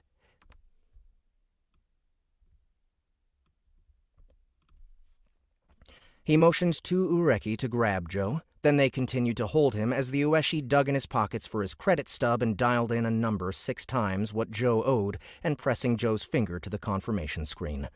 When Joe protested, one of the Ureki doubled him over with a blow to the gut. Well, what do you know? The Ueshi said, smugly tucking the credit stub back into Joe's pocket. You really are Zero. Now get him out of here. Right out front where the squads can find him. The Ureki dumped Joe in the street outside the bar, badly scraping his knees and face on the concrete. After the others left, one of the Ureki pooled beside Joe and began easing his planetary ops jacket from his back.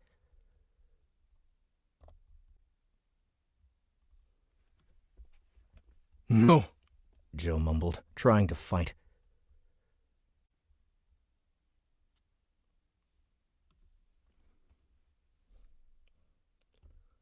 for your own good, the Ureki said.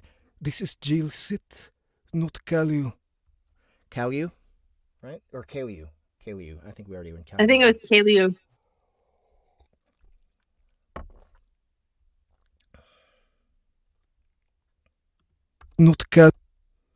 Not Kalu.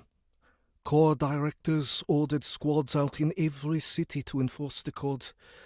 The squads saw you like this, they'd kill you as an example. Wouldn't matter how many costumes you have, Commander. Now keep that tattoo out of sight and go get an antidote. They sell them at... They sell them at JJ's... They sell them at JJ's Liquids right down the street. Come back when you're all sobered up and your jacket will be in my locker. If I'm not here, just ask the Ueshi at the bar. The Ureki finished removing the jacket and stood once more. He folded Joe's jacket under his arm and disappeared back inside the bar. Joe lay there, shivering in the filth, staring down at the bloody pavement. Sam was dead. He'd seen his headless corpse, hefted up by one foot, naked, hung by a crane so the entire Times Square could see it. Sam was dead, and Joe had done it.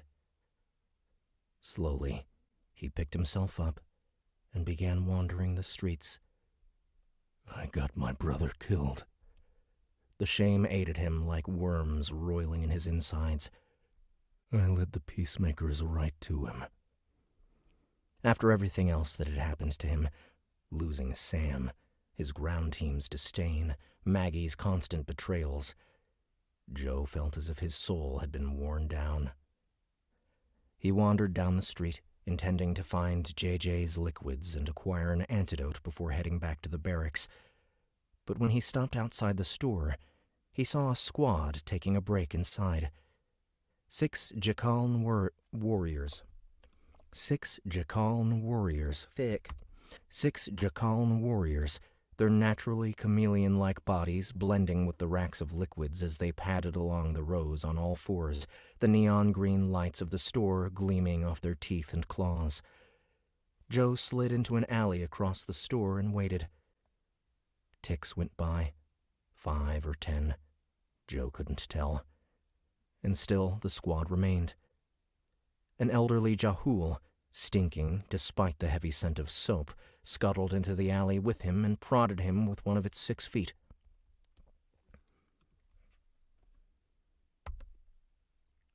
They do this before every mission. You better go, son. That squad ain't gonna leave. Even if it looks like they left, they're still there. Trying to catch guys like you. His marble-like black eyes shifted to the luminescent tattoo on Joe's right palm, upraised for all to see. Joe grunted and closed his fist. Thanks. The Jahul hesitated in the alley. You want to ride home? I got time to take you anywhere in Huouyt. Kongi Barracks, methinks. Joe dreaded the look the Huouyt would give him when he arrived drunken and bloody. No, I'll walk it off. The Jehool eyed him. Your purification system is equipped to handle such a high dose? It'll handle it. Just get out of here. Son. Go! Just get out of here. Son, go!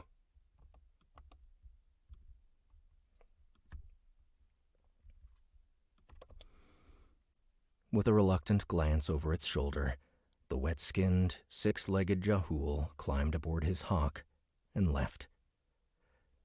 Joe got to his feet and stumbled into the light. One of the Jakalna inside the shop looked his way, but made no motions to follow. Joe began to wonder, wondering how he'd managed to be so stupid. I just watched Sam die, he thought, as he walked. I just watched him die, and it was my fault. I should have stopped them. I owed it to him to stop them. The longer he was on the streets, the worse he felt. It wasn't long before he couldn't take it anymore. Joe stopped in the first bar he found and ordered another whiskey. He drank it in silence, shame boring into his soul. I should have stopped them. I should have stopped them. Once he finished his drink, he ordered 3 more. Joe felt yet another set of bouncers dropping him onto the cold stone street outside by the time he finally succumbed to oblivion.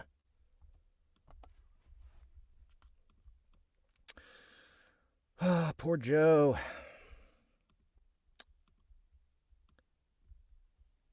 Yeah, he's got it rough. He's got it rough. I'm pretty sure throughout this entire series I haven't seen him get a single break. Oh, he doesn't really get breaks.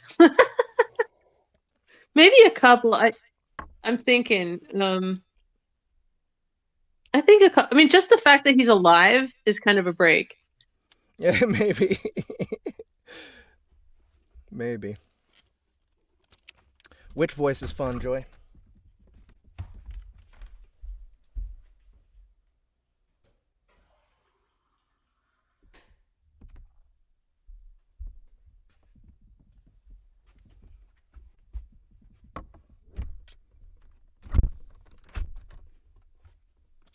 Charlie Brown, yeah. Carrie Caudill says, see, he's fucking Charlie Dan Brown. Yep. Always getting set up with the football. Poor guy. Real quick, guys, before I get started on the next chapter, that'll be chapter 10, just wanted to remind you that if you haven't already, you can go pick up Forging Zero. That's book 1 of the series that I am narrating right now. I'm working on book 2, but that's available on Audible. Excuse me. Also, hit the like button. Hit the like button on the video. Hit subscribe if you want to get if you want to get notifications whenever more live videos are being streamed. And yeah, go pick up the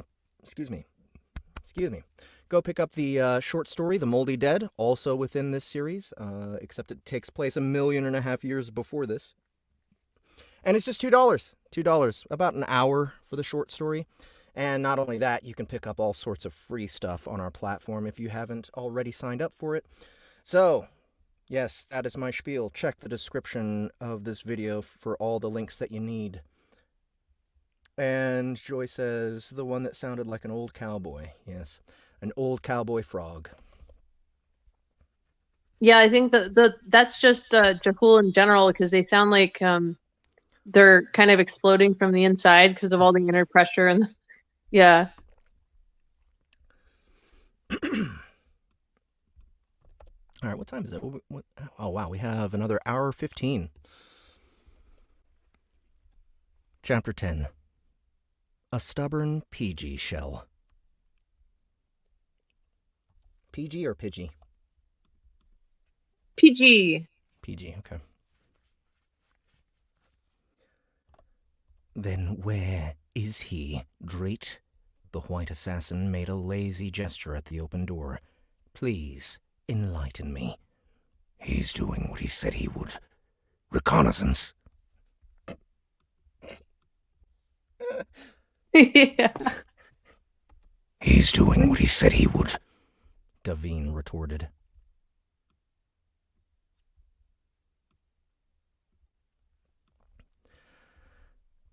Jer'ait snorted. You're a ferg. He said he didn't drink on duty, Daviin said, growing irritated. He was lying. Daviin prickled. Why do you think so little of him? Because he was lying, Ferg! He left the barracks with every intention of drinking himself into a stupor.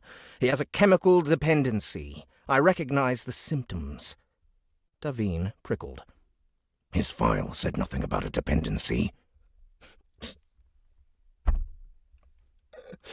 Oh man, I'm really starting to like Daviin a lot too.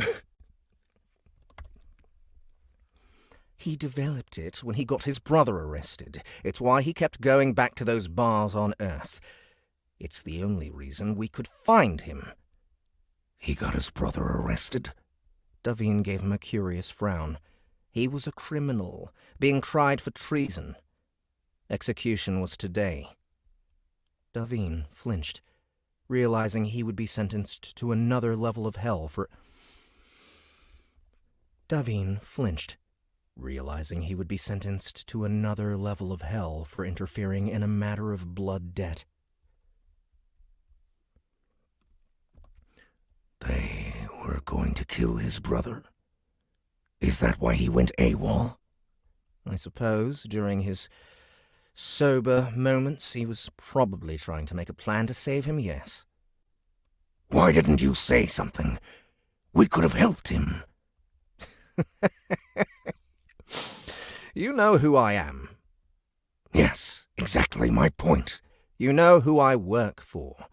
One's brothers must come before one's country. Without a tribe, you are nothing. Huouyt do not have tribes. We have ourselves and we have our employer. I have a job to kill the Volin. It is Huouyt code that I must remain loyal to my employer until I've finished the job I accepted of him.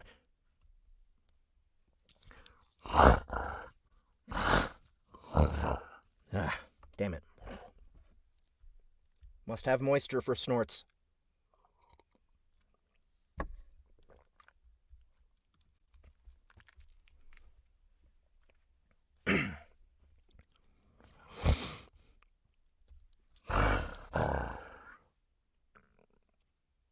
That code is Dasha Flake. That code is Dasha Flake. That code is Dasha Flake. Maybe more emphasis on flake. More emphasis on flake, okay. That code is Dasha Flake. That code is Dasha Flake. It's hard to hear what I'm saying there. That code is Dasha Flake.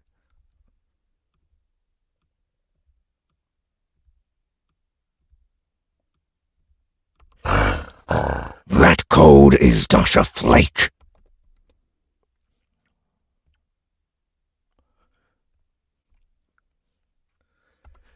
It is the only code we live by.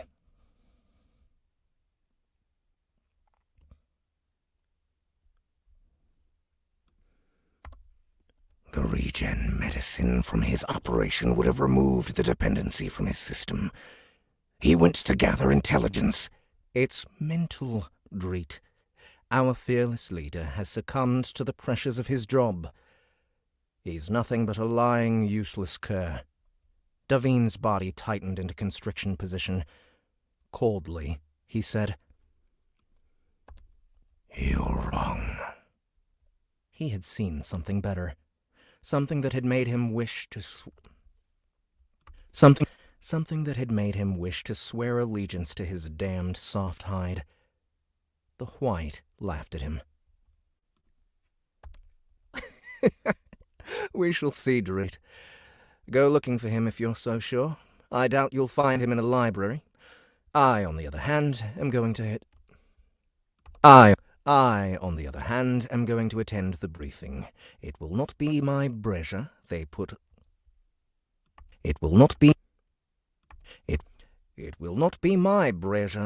for missing it, and I think at least one member of our team should stay informed. It will not be my pleasure they pull for missing it, and I think at least one member of our team Crap. It will not be my pleasure they pull for missing it, and I think at least one member of our team should stay informed. The Huouyt departed, leaving Daviin's claws digging into the scales of his palms. In all reality, probably the easiest way to be reinstated in the humans' ground team would have been to go... In all reality, probably the easiest way to be reinstated in the humans' ground team would have been to go to the briefing and complain to the overseers. Daviin knew the techless cowards would buckle to his commands in demands. Daviin knew the techless cowards would buckle to his demands in an instant.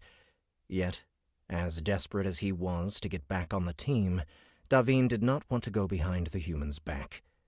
He knew that as soon as he did, he would lose all hope of gaining his prime's respect. After a moment of indecision, Daviin turned and took the opposite hall toward the city. Without Jer'ait to ask questions for him, Daviin found it difficult to locate a single citizen willing to stand around long enough for him to get close enough to ask directions, and Daviin was too slow to run them down.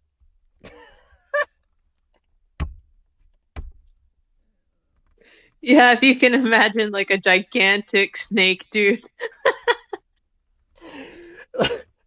Wait. Yes.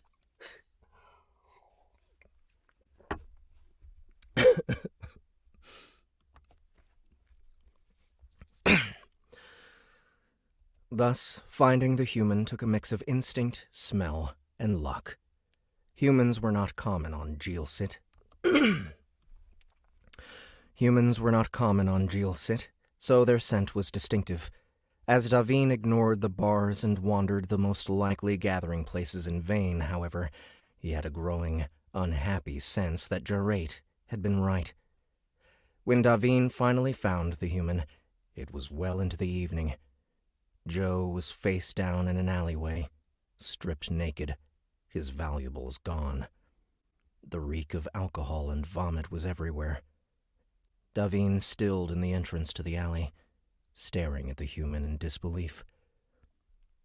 Beta's bones. He lied.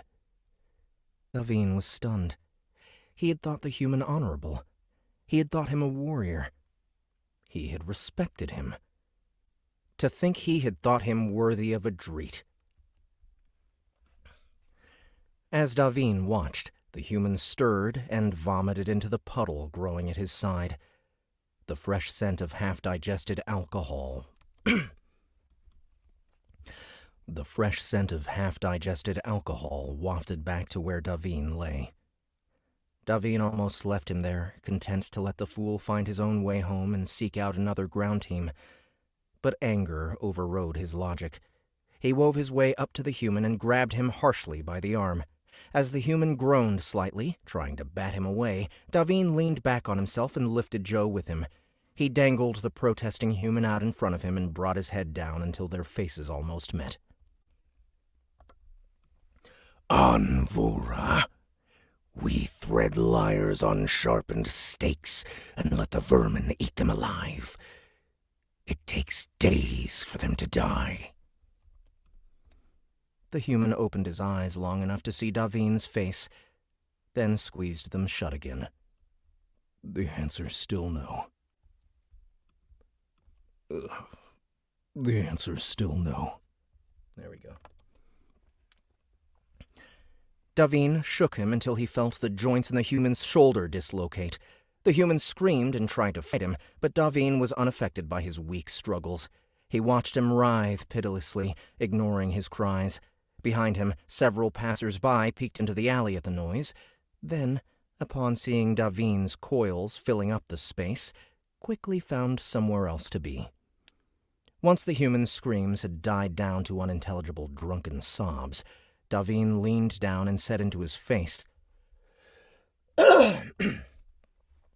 Liars are scum.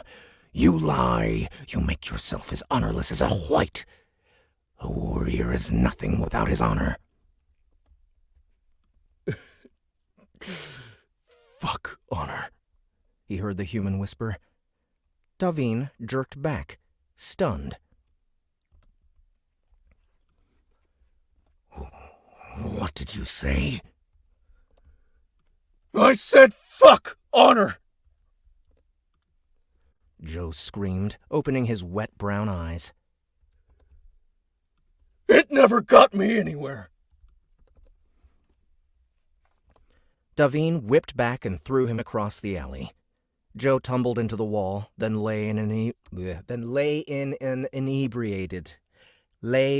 unebriated. Wow, that one's tough. Then lay in an inebriated pile. Joe tumbled into the wall, then lay in an inebriated. Joe tumbled into the wall. Nope. Joe tumbled into the wall, then lay in an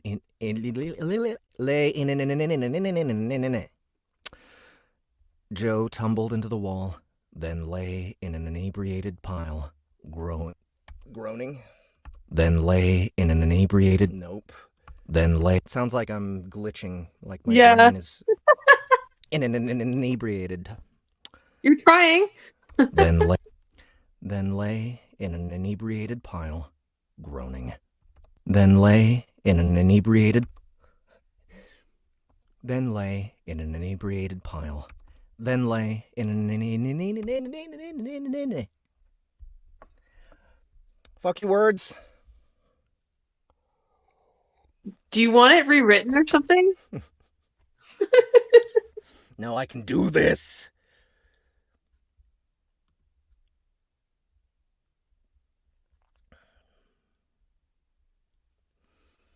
I can do this! Then lay in an inebriated pile, groaning. Then lay in an inebriated pile. No, it sounds so bad. Joe tumbled into the wall, then lay in an inebriated. Joe tumbled into the wall, then lay in an then lay in an inebriated pile. Maybe lay in an inebriated. Joe tumbled into the wall, then lay in an inebriated pile, groaning. Joe tumbled into the wall, then lay in an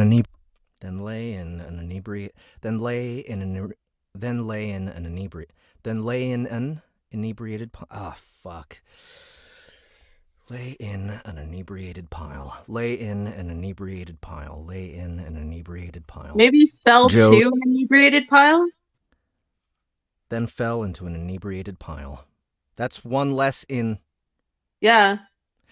Joe tumbled into the wall, then fell into an inebriated pile, groaning. That works. Before he could right himself, Daviin was atop him.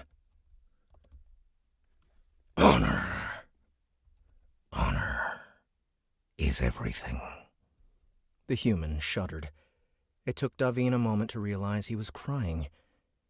Daviin pushed him over, furious, intending to give him something to cry about, when the human said, Yeah. His sobs grew to wretched wails, like a spitted tacky. Daviin hesitated, realizing the human cried out of a deeper pain than his physical bruises. He cried out of shame. Daviin grasped Joe's good arm and wrenched him back off the ground.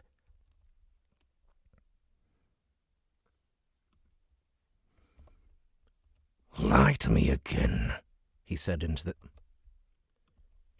the human's face. and I will kill you. Softly, the human said, I'll be dead by next week. Not by my hand. By mine. Daviin peered at the human as he said this, and realized he spoke the truth. He analyzed the human a moment, then said, No. No? No. You'll live. Sorry to tell you this, Asher, but you can't stop me. You're not even on my team.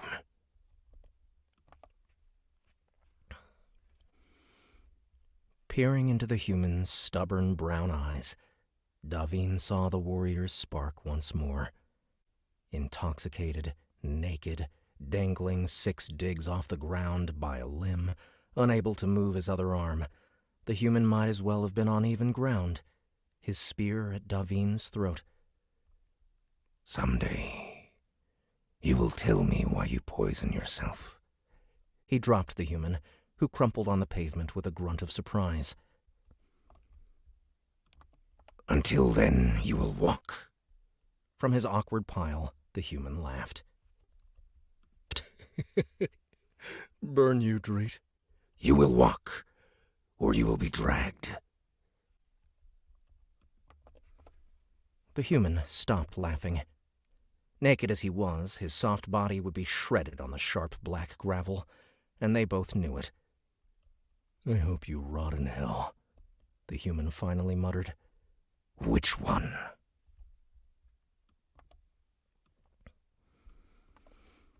The human peered at him for a while, considering. How many are there to choose from? 90.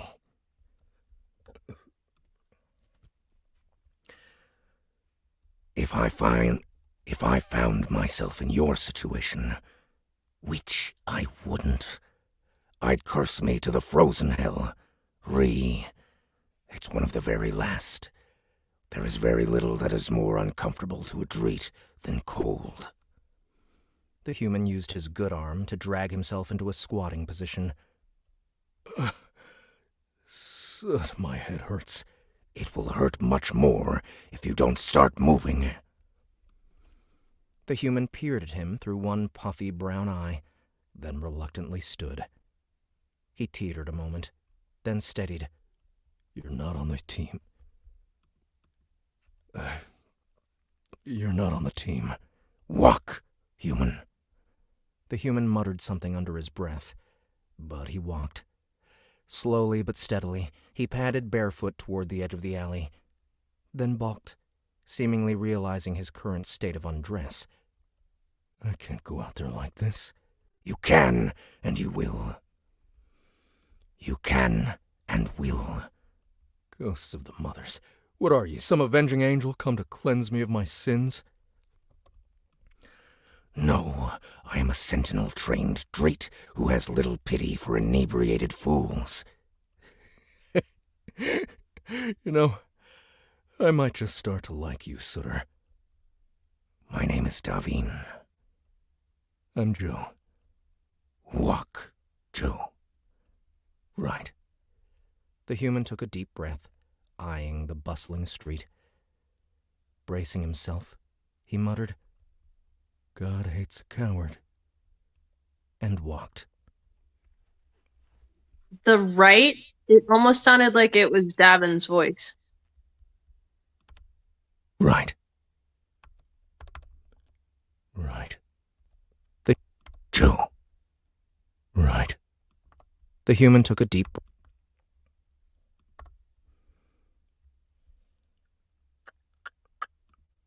That was super good, by the way. I'm not like, I'm just sitting here like, like doing a little girly squee in the background. Man, this is getting so good. I fucking love this shit. Oh wow, we're at 22%. We've been blazing through today. Get some more water.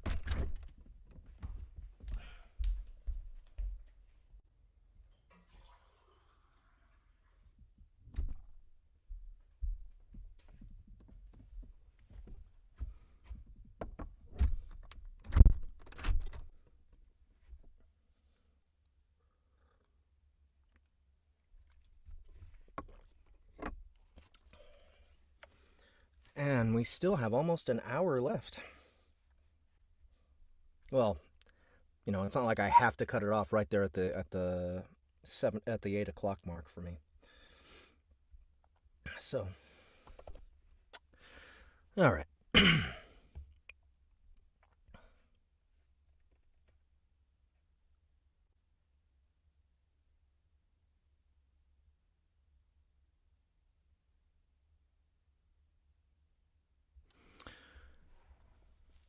Who is the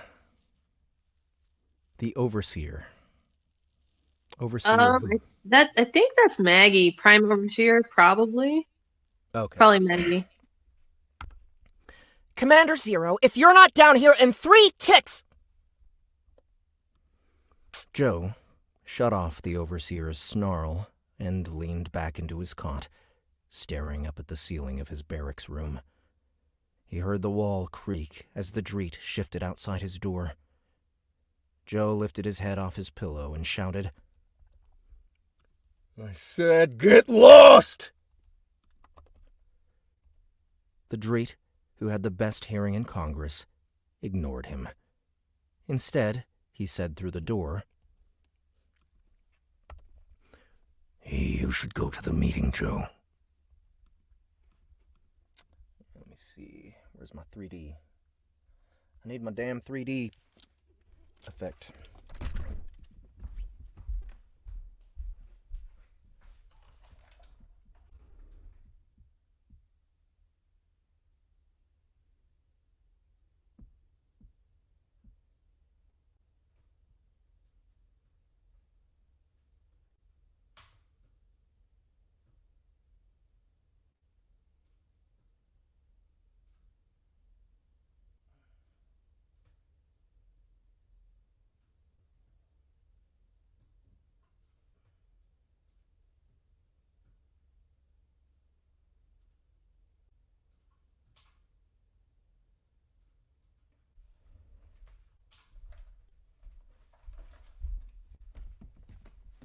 There we go. Oh, wait. You should go to the meeting, Joe. Cool. Now he sounds like he's on the other side of the door. They were going down the tunnels in 2 days. 2 days. And the Jer'ait hadn't let him so much as step into a bar in a week. My own personal nanny, Joe thought, miserable. Outside his door, the Jer'ait shifted again, and this time the door slammed open. Joe sat up, outraged that Daviin had somehow managed to hack his password.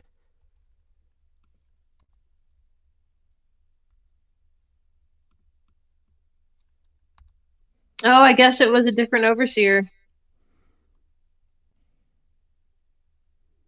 Secondary Overseer Moskin.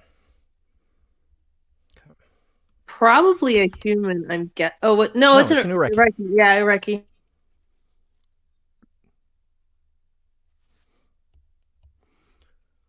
Commander Zero, if you're not down here Joe, in 3 ticks... Shut off the... Okay, let's make sure that didn't bleed.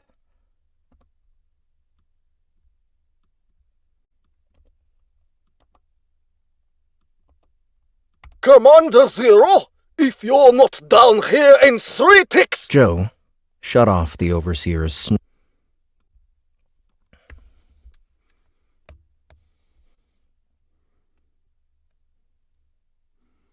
You!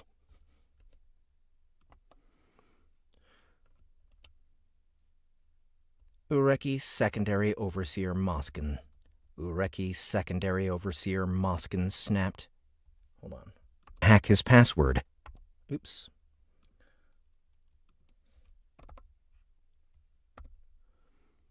A furious Huouyt stood in the doorway, its Suda whipping in its neck.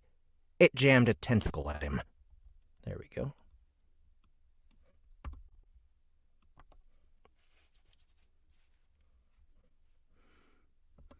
Do you want to be tried for disobedience as well as drunkenness? Almost. Do you want to be tried? Do you want to be tried for disobedience as well as drunkenness? Joe lay back down and returned his eyes to the ceiling. It's all pretty much the same to me. The Ureki's voice lowered to a dangerous whisper. Zero, you are one of the most decorated soldiers under my command, but I swear to the ancestors' ghosts, if you do not show up for your trial, we are going to demote you. Wouldn't be the first time, Joe said to the ceiling. and it would save me the hell of trying to keep my tacky screw. And it would save me the hell of trying to keep my tacky screw of a groundmate from killing itself. Ground team, not ground mate. Ground team. And it would save me the hell of trying to keep my tacky screw of a ground team from killing itself. In a fury, the Ureki strode across the room and easily ripped him off his cot. Not even trying to keep him upright, the Ureki stormed out the door, dragging him by an arm. A ruby hand bigger than Joe's chest suddenly blocked their path. Where are you going with my prime? The ominous sound of the Dreet's voice even made Joe flinch. The speed of the Ureki overseer Suda suddenly took on a new intensity.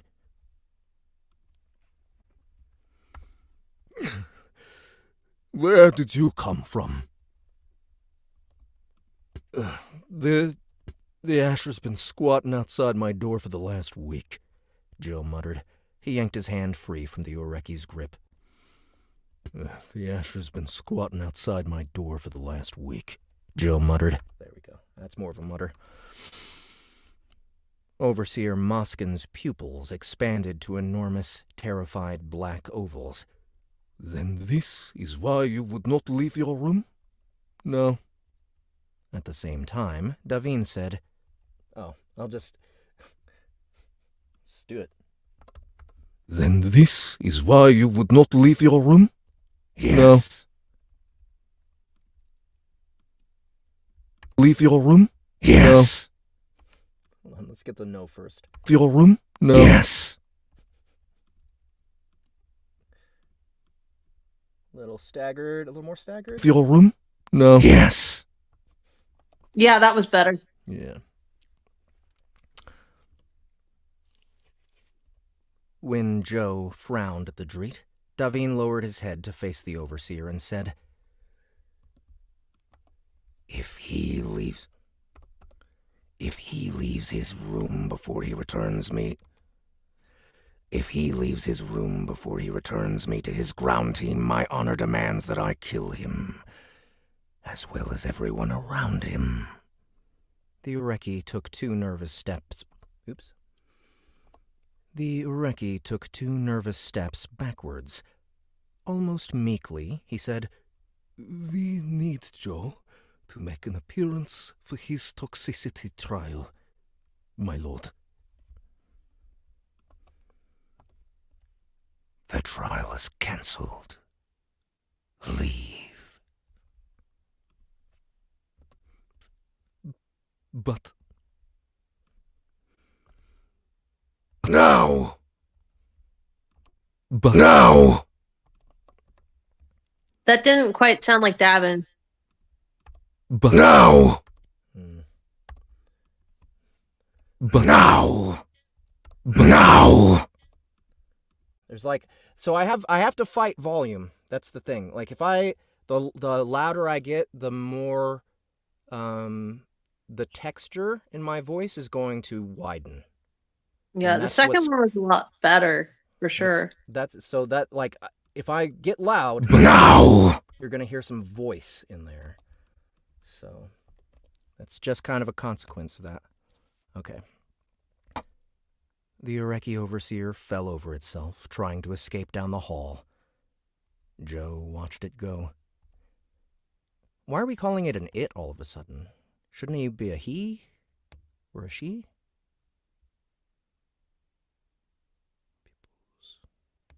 Probably. I don't think it really matters. I mean, you can Ureki stood if you want to. in its neck. Okay. No, it's just that's as long as it's consistent, I don't care either. It's hard to. I don't think the Ireki are obviously male or female. But I think it did say he up there somewhere. Did I'm it? looking. Isn't there a Yeah, third? almost meekly he said. Oh, right. So you could use he or. Okay. It's to show like a mental thing where it's like an alien and it's like this distance between The like Dreet. This is like over. This is the Dreet's perspective. Is that what you're saying? I think this is Joe's point of view. Yeah, it's still S- Joe's point of view. So even Joe sees him as an it. Well, You're it's saying. like it's more like a neutral, gender neutral type of thing Okay. because it's not obvious it's a boy or a girl. All right. Well, But we'll do this. he did Almost say m- he earlier. Right. So you want me to correct the he, or you want me to correct the its? I don't care. Okay. Almost. Almost meekly, it said. We need Joe. Joe watched it go.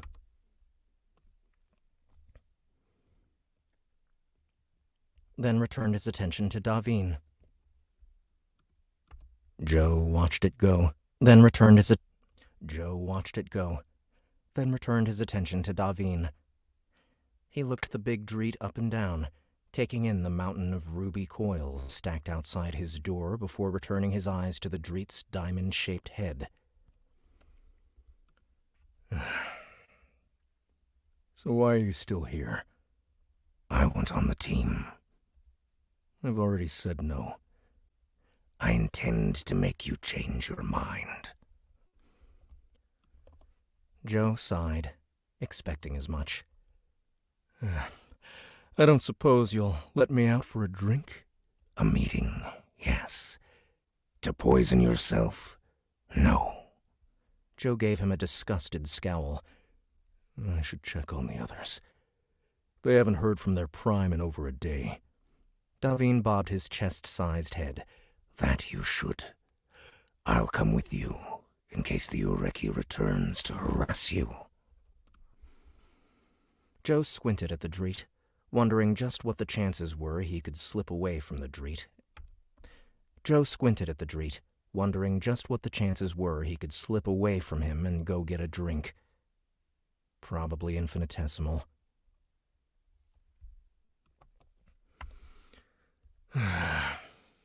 Just how badly do you want to... Just how badly do you want to be on my team, Daviin? The Dreet raised itself up proudly. I would go nowhere else. Joe Where'd that come from? Joe eyed him a long moment. Tell you what. The Huouyt is being difficult, and I need a scout. And you've got Invisimode, so you could work. Daviin perked up instantly. And? Reluctantly, Joe said. And you want back on the team so bad. I'll make you a deal. I have several important meetings with a longtime associate coming up. If you can manage to follow me between now and then, without losing track of me, but without me seeing you or noticing you're there, and can give me a full report of what my friend and I said at the end of the day, I'll let you back on the team. The Dreet hesitated so long that Joe wasn't sure he had heard. Finally, he said, And if I fail? You'll leave. Permanently. The Dreet's enormous coils tightened. The Dreet's enormous coils tightened. I won't fail. A full day. Fail.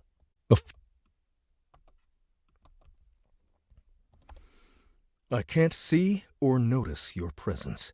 If I do, you will leave and find some other fool to haunt. Agreed? Agreed. The Dreet See said. you. I can't see or notice your presence. Okay. I can't see you or notice your presence. If I do... There we go. Its small golden eyes watching him, the Dreet suddenly vanished. Joe found himself unnerved at the way the Dreet's monstrous red body had simply disappeared, and he was suddenly facing an empty hall. Joe grinned. Now to go find Jim Beam. It's awful what he does to Daviin.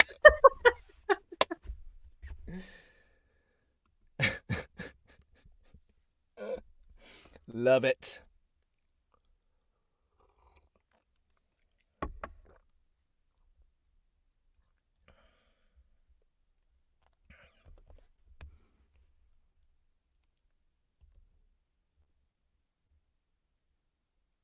You tricked me, human. The sound had seemingly come from thin air. The sound had seemingly come from the thin air beside him. Joe sighed and put down his glass. And you were doing so well, too. Daviin lowered his energy level. Daviin lowered his energy level, making every head in the bar suddenly turn at the mass of red that had appeared behind him. Beside him. Daviin lowered his energy level, making every head in the bar suddenly turn at the mass of red that had appeared beside him, and filled up the rest of the bar, rolling over tables and booths and filling up inconspicuous aisles.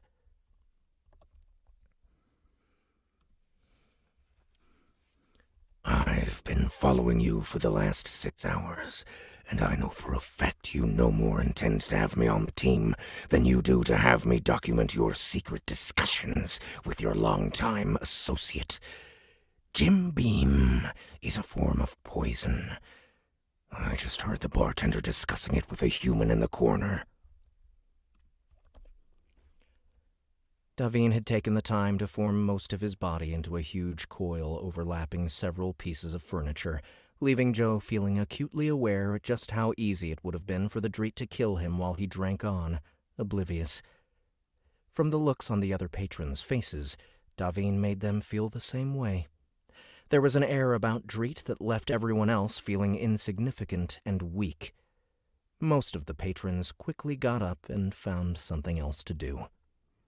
Prime Dasha destruction. All 2,000 lobes of him. Inwardly, Joe considered allowing Daviin to join them in the tunnels, then cursed himself for being a fool. The Dreet would not follow orders. He had just proven as much. You've been here a while, Joe agreed. He hefted his whiskey and wiggled the glass. but not long enough for me to finish my meeting with my longtime associate. You failed, Jer'ait. Go home. The Jer'ait didn't move. I figured out why you drink yourself to death. Joe glanced at the info screen, which only moments earlier had contained sentimental memory clips of his brother Sam that his mother had sent to Joe while he'd been across the galaxy, fighting Congress's wars. Fighting Congress's wars for it. Immediately, he bristled. Get out, Jer'ait. I was giving you an honest chance, but you screwed it up. I'm serious about keeping you off the team. I know. The Jer'ait lowered his head until he was at eye level with Joe.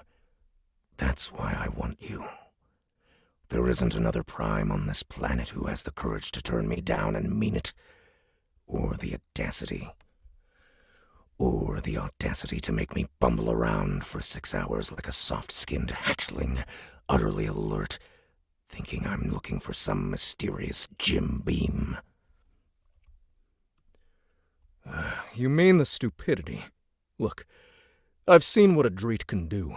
I know you could wipe the floor with a Dasha. You could kill more of them in an evening than I'll... You could kill more of them in an evening than I'll ever hope to kill in my whole life. The Jer'ait waited, listening. But I can't take you back on. You're a risk to everyone else who goes down there with you. You're a risk to everyone else who goes down there with you. Who am I kidding? I've got a white assassin who won't get chipped, a cocky little Baga nutcase, an Ureki who looks at me like I shit Roof Meston but questions me like I don't have 2 spare brain cells to rub together. About the only one who doesn't question me is the Grekken, and as far as I know he doesn't have an opinion on anything. Which worries me even more than the Huouyt. And as far as I know he doesn't have an opinion on anything. Let's try that again. About the only one who doesn't question me is the Grekken, and as far as I know, he doesn't have an opinion on anything. There we go.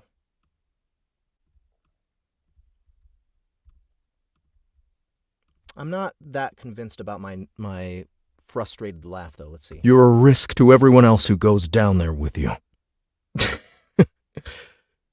Who am I kidding? Yeah, that sounds right, actually. Yeah, I liked it.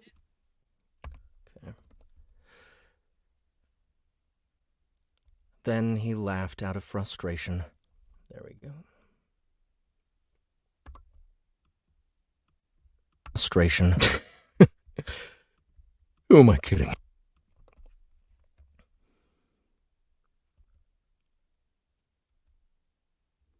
He doesn't question you. A quality of a good soldier. No. This isn't infantry. This is an elite squad. I need grounders with the ability to make their own decisions if they have to. You saw how he just stood there when the Baga was pulling his crap? Like he didn't even give a damn.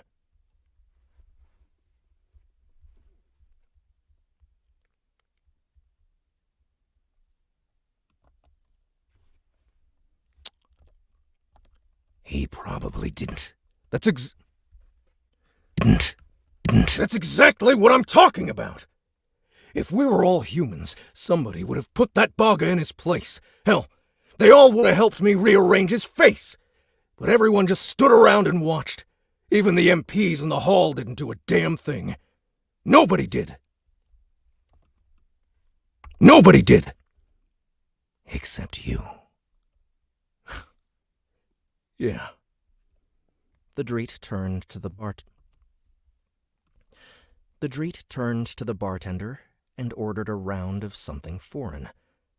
The Jehool bartender first brought out a regular-sized glass, then, looking his newest customer up and down, got out a 2-gallon canister and set it on the table beside Daviin.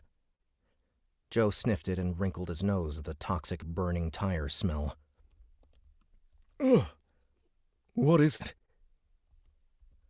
What is it? Deadly. The Jer'ait lifted the canister and took 2 long swigs, then set it down half full. He smacked his scaly lips and stretched his huge, diamond-shaped hearing cavities in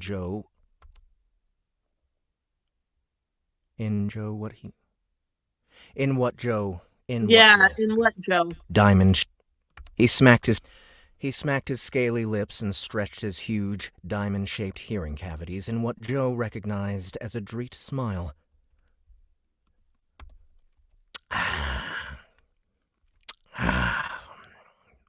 And delicious. Huh. I guess you have no reason to worry about the tox squads. Daviin snorted. That's one thing I didn't miss on Earth. Nope. Damn it. Yeah, you skipped a line. Yeah. It would take more than a few Jakaln to scare me.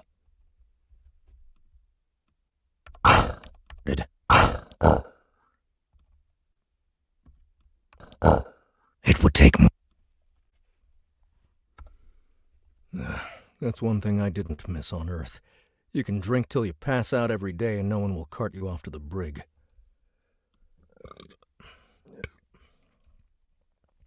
You can drink till you pass out every day, and no one will cart you off to the brig. It's the same on Vora. Daviin glanced out the door. At home, they would have rioted if the clan leader outlawed enjoying oneself with friends. Don't worry about it. Volunteers are exempt from the director's stupid rules. I am not a volunteer. Joe glanced up. You told me you were. I pledged to serve. The Dreit's golden eyes were watching him carefully. They accepted my sentinel training in lieu of basic.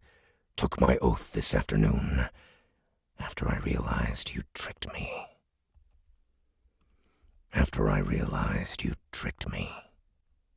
Joe felt his mouth falling open. Why would you... Ghosts! You became a Kongi? Don't you know that's stupid? They'll send you down every rat hole they can find and charge you extra time for every trip to medical. They'll send you down every rat hole they can find and charge you extra time for every trip to medical. They'll never give you up. I gave them a condition. Recruitment doesn't make conditions. Daviin smiled. They do for me. Seeing the 2,000 lobes of twisted alien muscle, Joe decided the Dreit was probably right. I'll bet. Joe sighed and tilted his glass. Well, I hope you made it a good one. I did. Seeing his smug look, Joe stiffened. If you conned them into putting you on my team... The condition was that I be allowed to modify my sentinel oath. Joe frowned. I don't get it. There is nothing to get. Daviin took another swig of his toxic sludge, downing it in one gulp. Then, without lead-up or segue, Daviin pulled a crystal dagger from the leather sheath in his chest and sliced open his scaly, ruby hand. He then reached out and grasped Joe's arm before Joe could pull away. Holding Joe in place, he tore Joe's coat open and smeared the bluish blood beading on his palm across the bare skin of Joe's torso. In this, he scratched a symbol with a scarlet claw over In this, he scratched a symbol with a scarlet claw over Joe's heart, cutting bloody paths in the skin with a talon. Joe was so stunned he could only sit there and watch the Dreit carve on him. There, Daviin said, releasing him. You didn't flinch. That's good. Wait, Joe said, pulling away. Now just hold on. What did you do? Joe Dobbs, I am now your acting sentinel. Joe stared. His eyes traveled from his drinking companion's face down to where his blood was mingling with the Dreit's over his heart in stinging red-blue pathways. Then he laughed. Ticks went by, and the Dreit's eyes never wavered. Joe realized he was serious. Ticks went... Then he laughed. All right, let's see.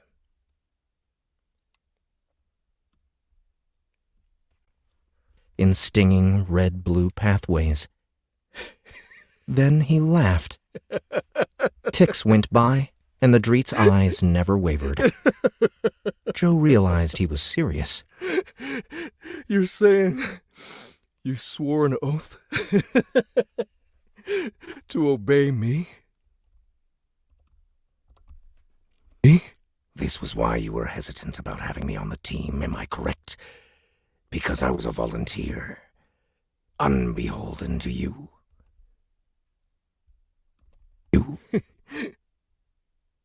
Now hold on.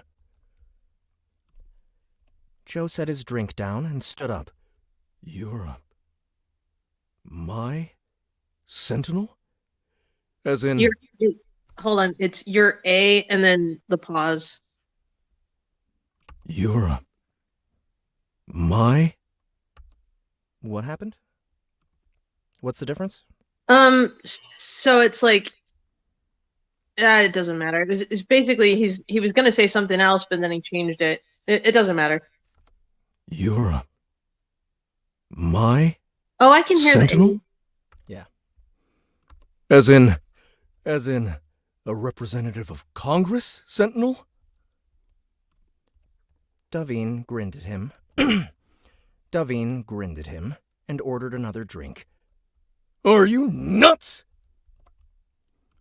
The Sentinels thought so, yes. Frankly, though, they could not stop me. A Sentinel chooses his ward.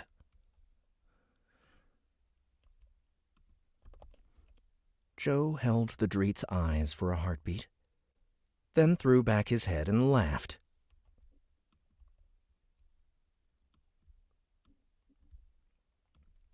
Joe held the Dreet's eyes for a heartbeat, then threw back his head and laughed. Okay,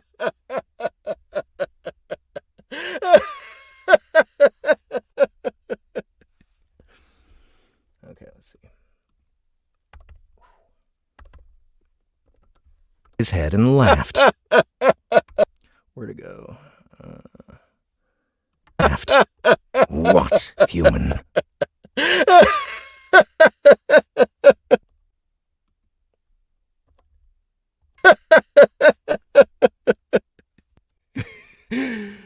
You just made my job a hell of a lot easier, Jer'ait.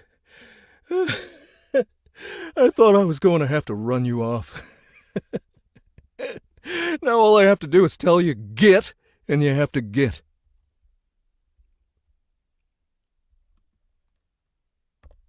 What, human?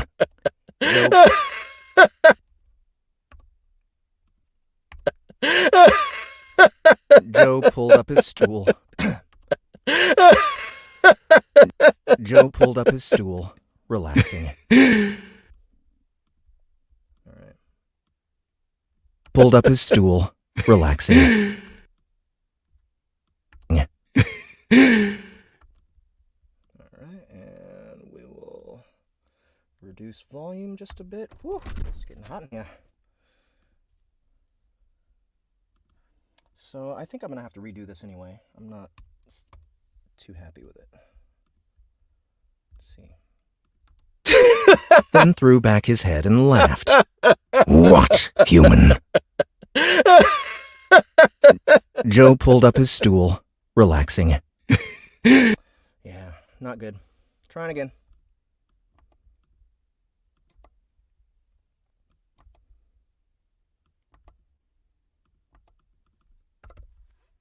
Joe held the Dreet's eyes for a heartbeat, then threw back his head and laughed.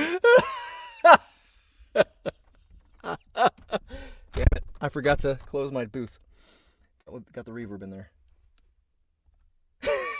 Then threw back his head and laughed.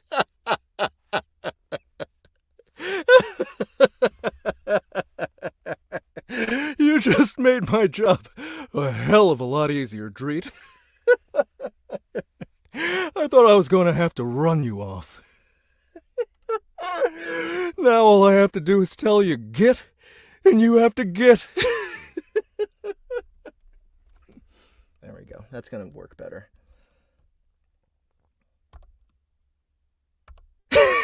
Then threw back his head and laughed. What, human?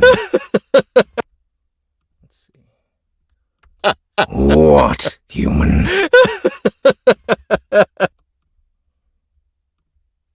Okay, then we'll reduce this one. Go to -10. And Joe pulled up his stool. Joe pulled up his stool, relaxing. You just made my job a hell of a lot easier, Jer'ait. I thought I was going to have to run you off. Now all I have to do is tell you get, and you have to get. I told you they allowed me to make my own oath. I told you they allowed me to make my own oath. Oath. Joe frowned.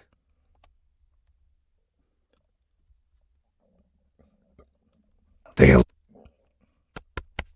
allowed me to make my own oath. There we go. Now it stops. Own oath. Joe frowned. Give it some space. Own oath. Joe frowned.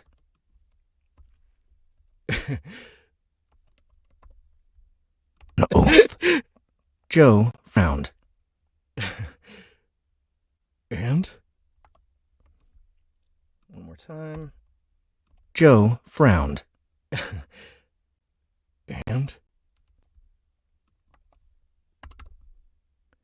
And I made certain provisions. The Dreet's crocodile-like jaws opened in a big Dreet smile. That was one of them. Joe's brows nodded. I can't tell you to leave. No. You can't tell me to leave your side, except as strategy in a battle situation. Then the Dreet cocked his head. Well, I suppose you can tell me to leave. I just don't have to obey you. He stretched his hearing chambers and displayed his fangs in a big Dreet grin.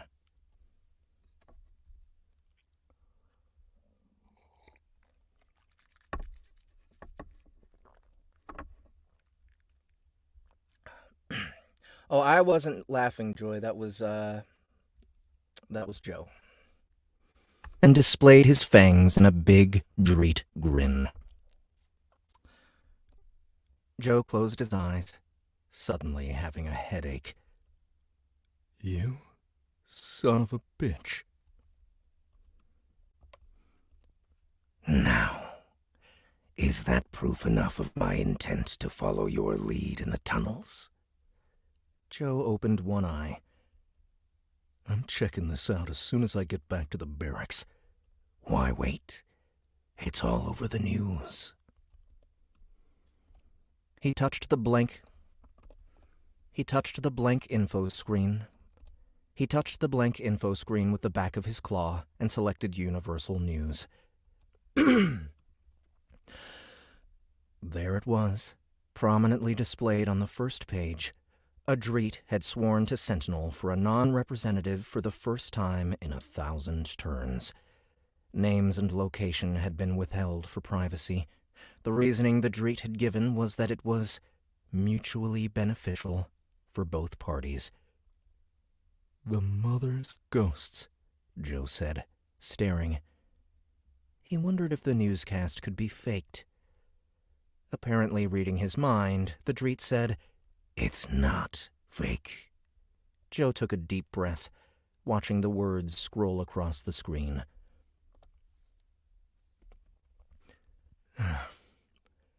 Dreet, you're out of your mind. My name is Daviin. Daviin. Joe shook his head. Ghosts, Daviin. I'm just a grounder. He felt odd, unnerved, and overwhelmed all at once.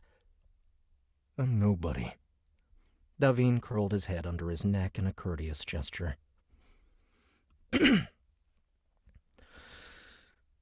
I will enjoy serving you 1,000 times more than my brethren enjoy serving their fat, pampered wards on Huouyt. He swore to me. Vorin royalty. As a sentinel. Oh, no. Vorin royalty. As a sentinel. The fact left Joe dumbstruck. Struggling not to look like an ignorant country bumpkin, Joe pulled his shirt closer over his bloodied chest. Joe pulled his shirt closed over his bloody chest. Taking a steadying breath, he whispered. Okay, good. All right, you bastard. You win. You're on the team. Daviin's scaly face drew back in a grin. I knew you would come to your senses. Immediately, Joe said, But nobody's gonna know. I'll go ahead and get rid of that. I knew you would come to your senses. But nobody's gonna know. You get me? As far as the others are concerned, I swallowed my pride and let you back in. I don't want them to know about it. Joe gestured at Daviin's palm, which was still bleeding a blue puddle on the floor under the bar. Very well. Daviin bowed again, the gesture too close to subservience for Joe's liking. Joe glanced around at the gawking aliens surrounding them in the bar. And hit me. Daviin froze, cocking his head. Excuse me. Hit me. Do something a sentinel wouldn't do. I don't want these sooters to get any ideas. Excuse me. Hit me. Do something a sentinel wouldn't do. I don't want these sooters to get any ideas. I don't want these sooters to get any ideas. I don't want these sooters to get any ideas. I don't want these sooters to get any ideas. Daviin seemed to consider, then swiveled and slammed a meaty arm into Joe's torso. The blow threw him across the room to land in a heap amongst tables and chairs. The blow threw him across the room to land in a heap amongst tables and chairs. Joe's head hit something hard, and his world exploded into stars. Out of the corner of his eye, he saw Daviin's 60-foot length barreling down on him. All around them, aliens were getting out of their seats, not to help, but to get out of the way. How dare you insult my oath of brotherhood, human? How dare you insult my oath of brotherhood, Fuck.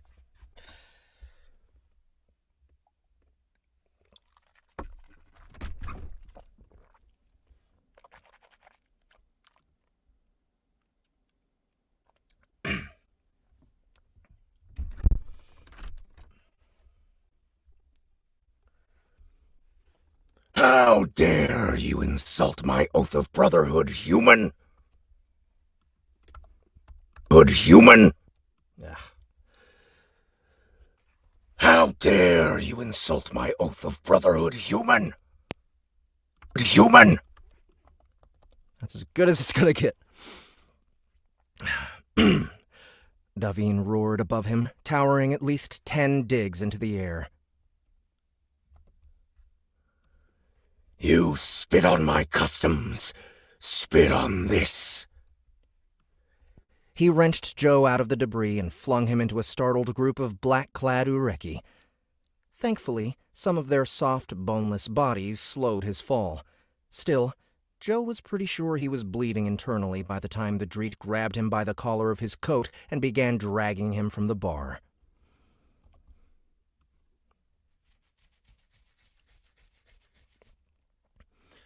You're lucky one of my provisions was to remove the part where I could no longer spill your blood. Daviin said once they were back outside and he was dragging Joe through the streets by his neck. Joe didn't feel very lucky. I think you broke some... I think you broke some more of my ribs. I think you broke some more ribs.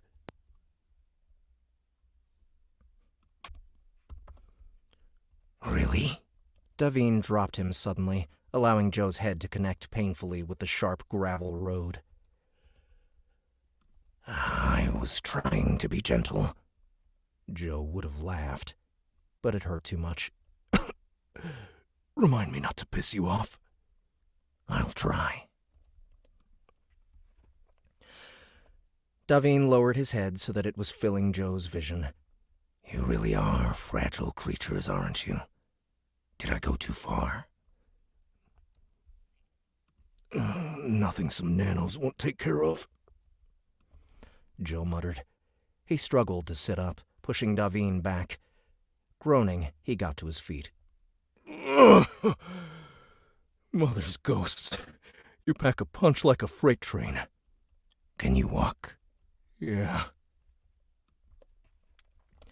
Joe began limping towards the barracks.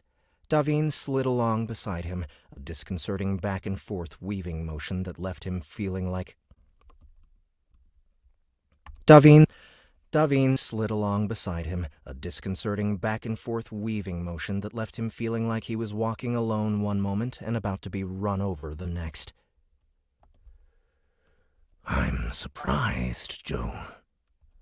I'm surprised, Joe. Someone else in your situation would want everyone to know of what I've done. Having a sentinel. That's quite impressive. Why do you wish to hide it? Joe saw 6 shadowy Jakaln of a Tuk squad watching them from an alley as they walked. They saw Joe staggering and began to spread out to surround him, but checked their approach when they noticed he was talking to the Jer'ait. Like 6 translucent wolves realizing they'd just surrounded a grizzly bear, the lithe quadrupeds wandered off to find easier prey. Excuse me.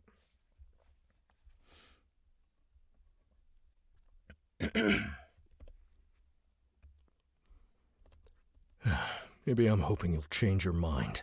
A sentinel can't change his mind. You know that. Mind? A sentinel can't change his mind. You know that. Because I know that. Because I know what I am and I know what you are. Don't get me wrong. I'm proud of my species. But humans are farmed tacky compared to a Jer'ait. The Jer'ait's huge clawed hand engulfed Joe's shoulder, drawing him to a halt. I didn't choose to sentinel for you because you're a farmed tacky, Joe. You had the courage to stand up to me. Not many do. You mean the stupidity? Daviin's scaly face stretched in another fearsome Jer'ait smile. Perhaps. Joe peered up at the Jer'ait, then grunted and kept walking.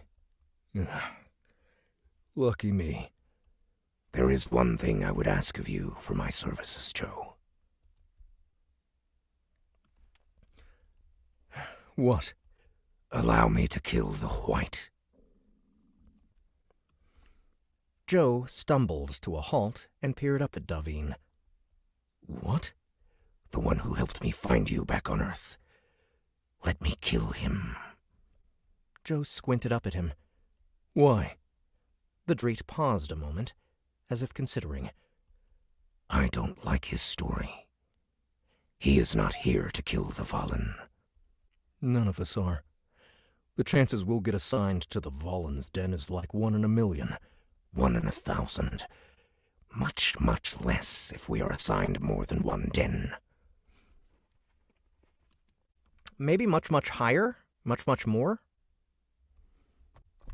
Because, yeah, the denominator's becoming smaller, but the odds are getting bigger. Getting higher. Going in there. I don't care. But Okay, yeah, we'll leave it then. visually it's 1 million and then 1,000, then, 100, Much, much less. Much, much less if we are assigned more than one den. Yeah, because you want that number to get smaller.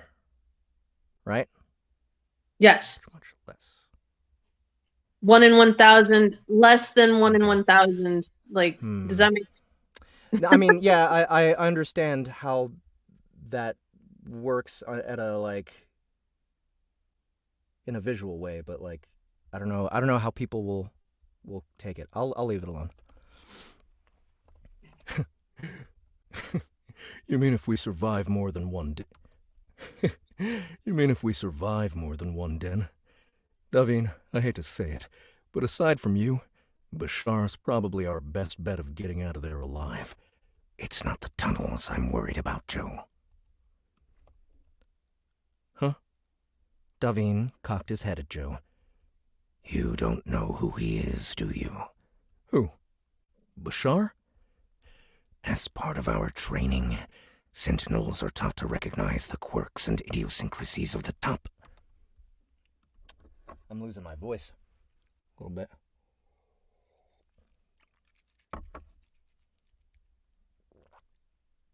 Much, much better is what someone else suggested. Much, much less if we are assigned more than one den. I think that's probably a good way to Yeah, I can fix it. change that. Yeah, much, much better. 1 in 1,000. Much, much better if they Where'd it go? Much, much better if we are assigned more than one den.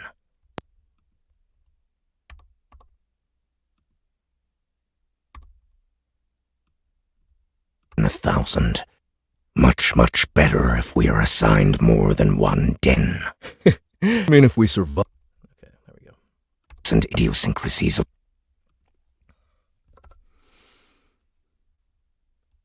As part of our training, Sentinels are taught to recognize the quirks and idiosyncrasies of the top assassins trained in Vaga. The idea is for us to recognize them before they get a chance to strike. And? I recognize him. His real name is Jer'ait. He was at the top of the Vaga list when he graduated. Still is. Joe flinched, suddenly feeling dirty all over. Jer'ait? The Jer'ait? Daviin nodded solemnly.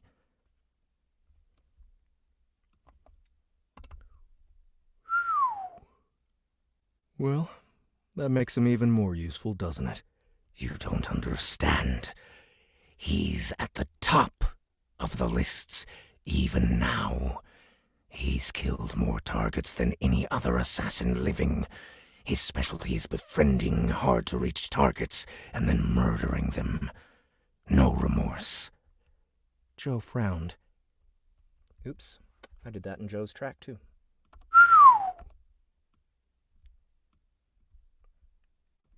Fixed.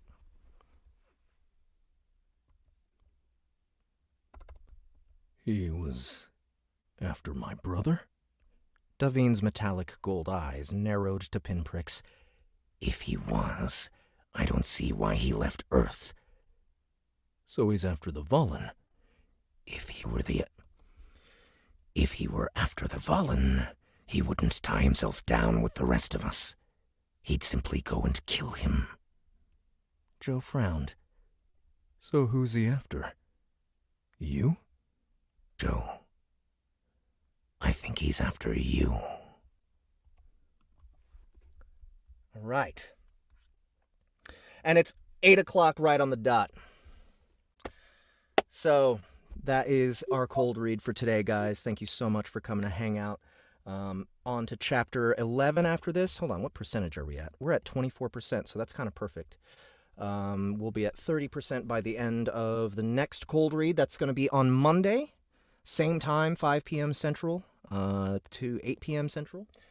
And, yeah. Oh my gosh, I have to wait days? You have to wait days because I'm going to be in Seattle getting hammered with Matt Dinneman. So, yeah, it's going to be fun. I'm looking forward to it. Yeah, I'm really looking forward also to you guys getting a hold of these cold reads on our platform.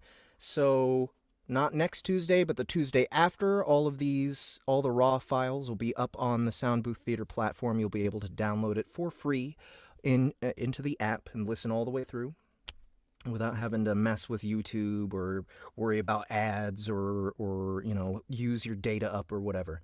So those cold reads will be up. Be sure to check out the Sound Booth Theater platform beforehand because Sara King has another cold read already on there. It's narrated by Zachary Johnson. He is narrating the series. I can't remember what the series is called, but the first book is called Alaskan Fire. What's the name of the series? It's Guardians of the First Realm, but Amazon for some reason decided to name it like Alaska Romance or something. I don't know what they did, but it's not like romance so much as urban fantasy. So they like Right. miscategorized it somehow. I don't know, but Gotcha. Well, it's we're working on getting that finished here pretty soon. As well, let's see. I still have to do my voice for Thunderbird on that book. But yeah, I think it's already in the first set's already in proofing, so we're close to it being probably a month away from it being released. and So he's gonna be starting Fury here soon. Liz, from what I heard, like within oh, is like he? two or 3 or 4 weeks. Like Yeah, I'm so well, excited for that one.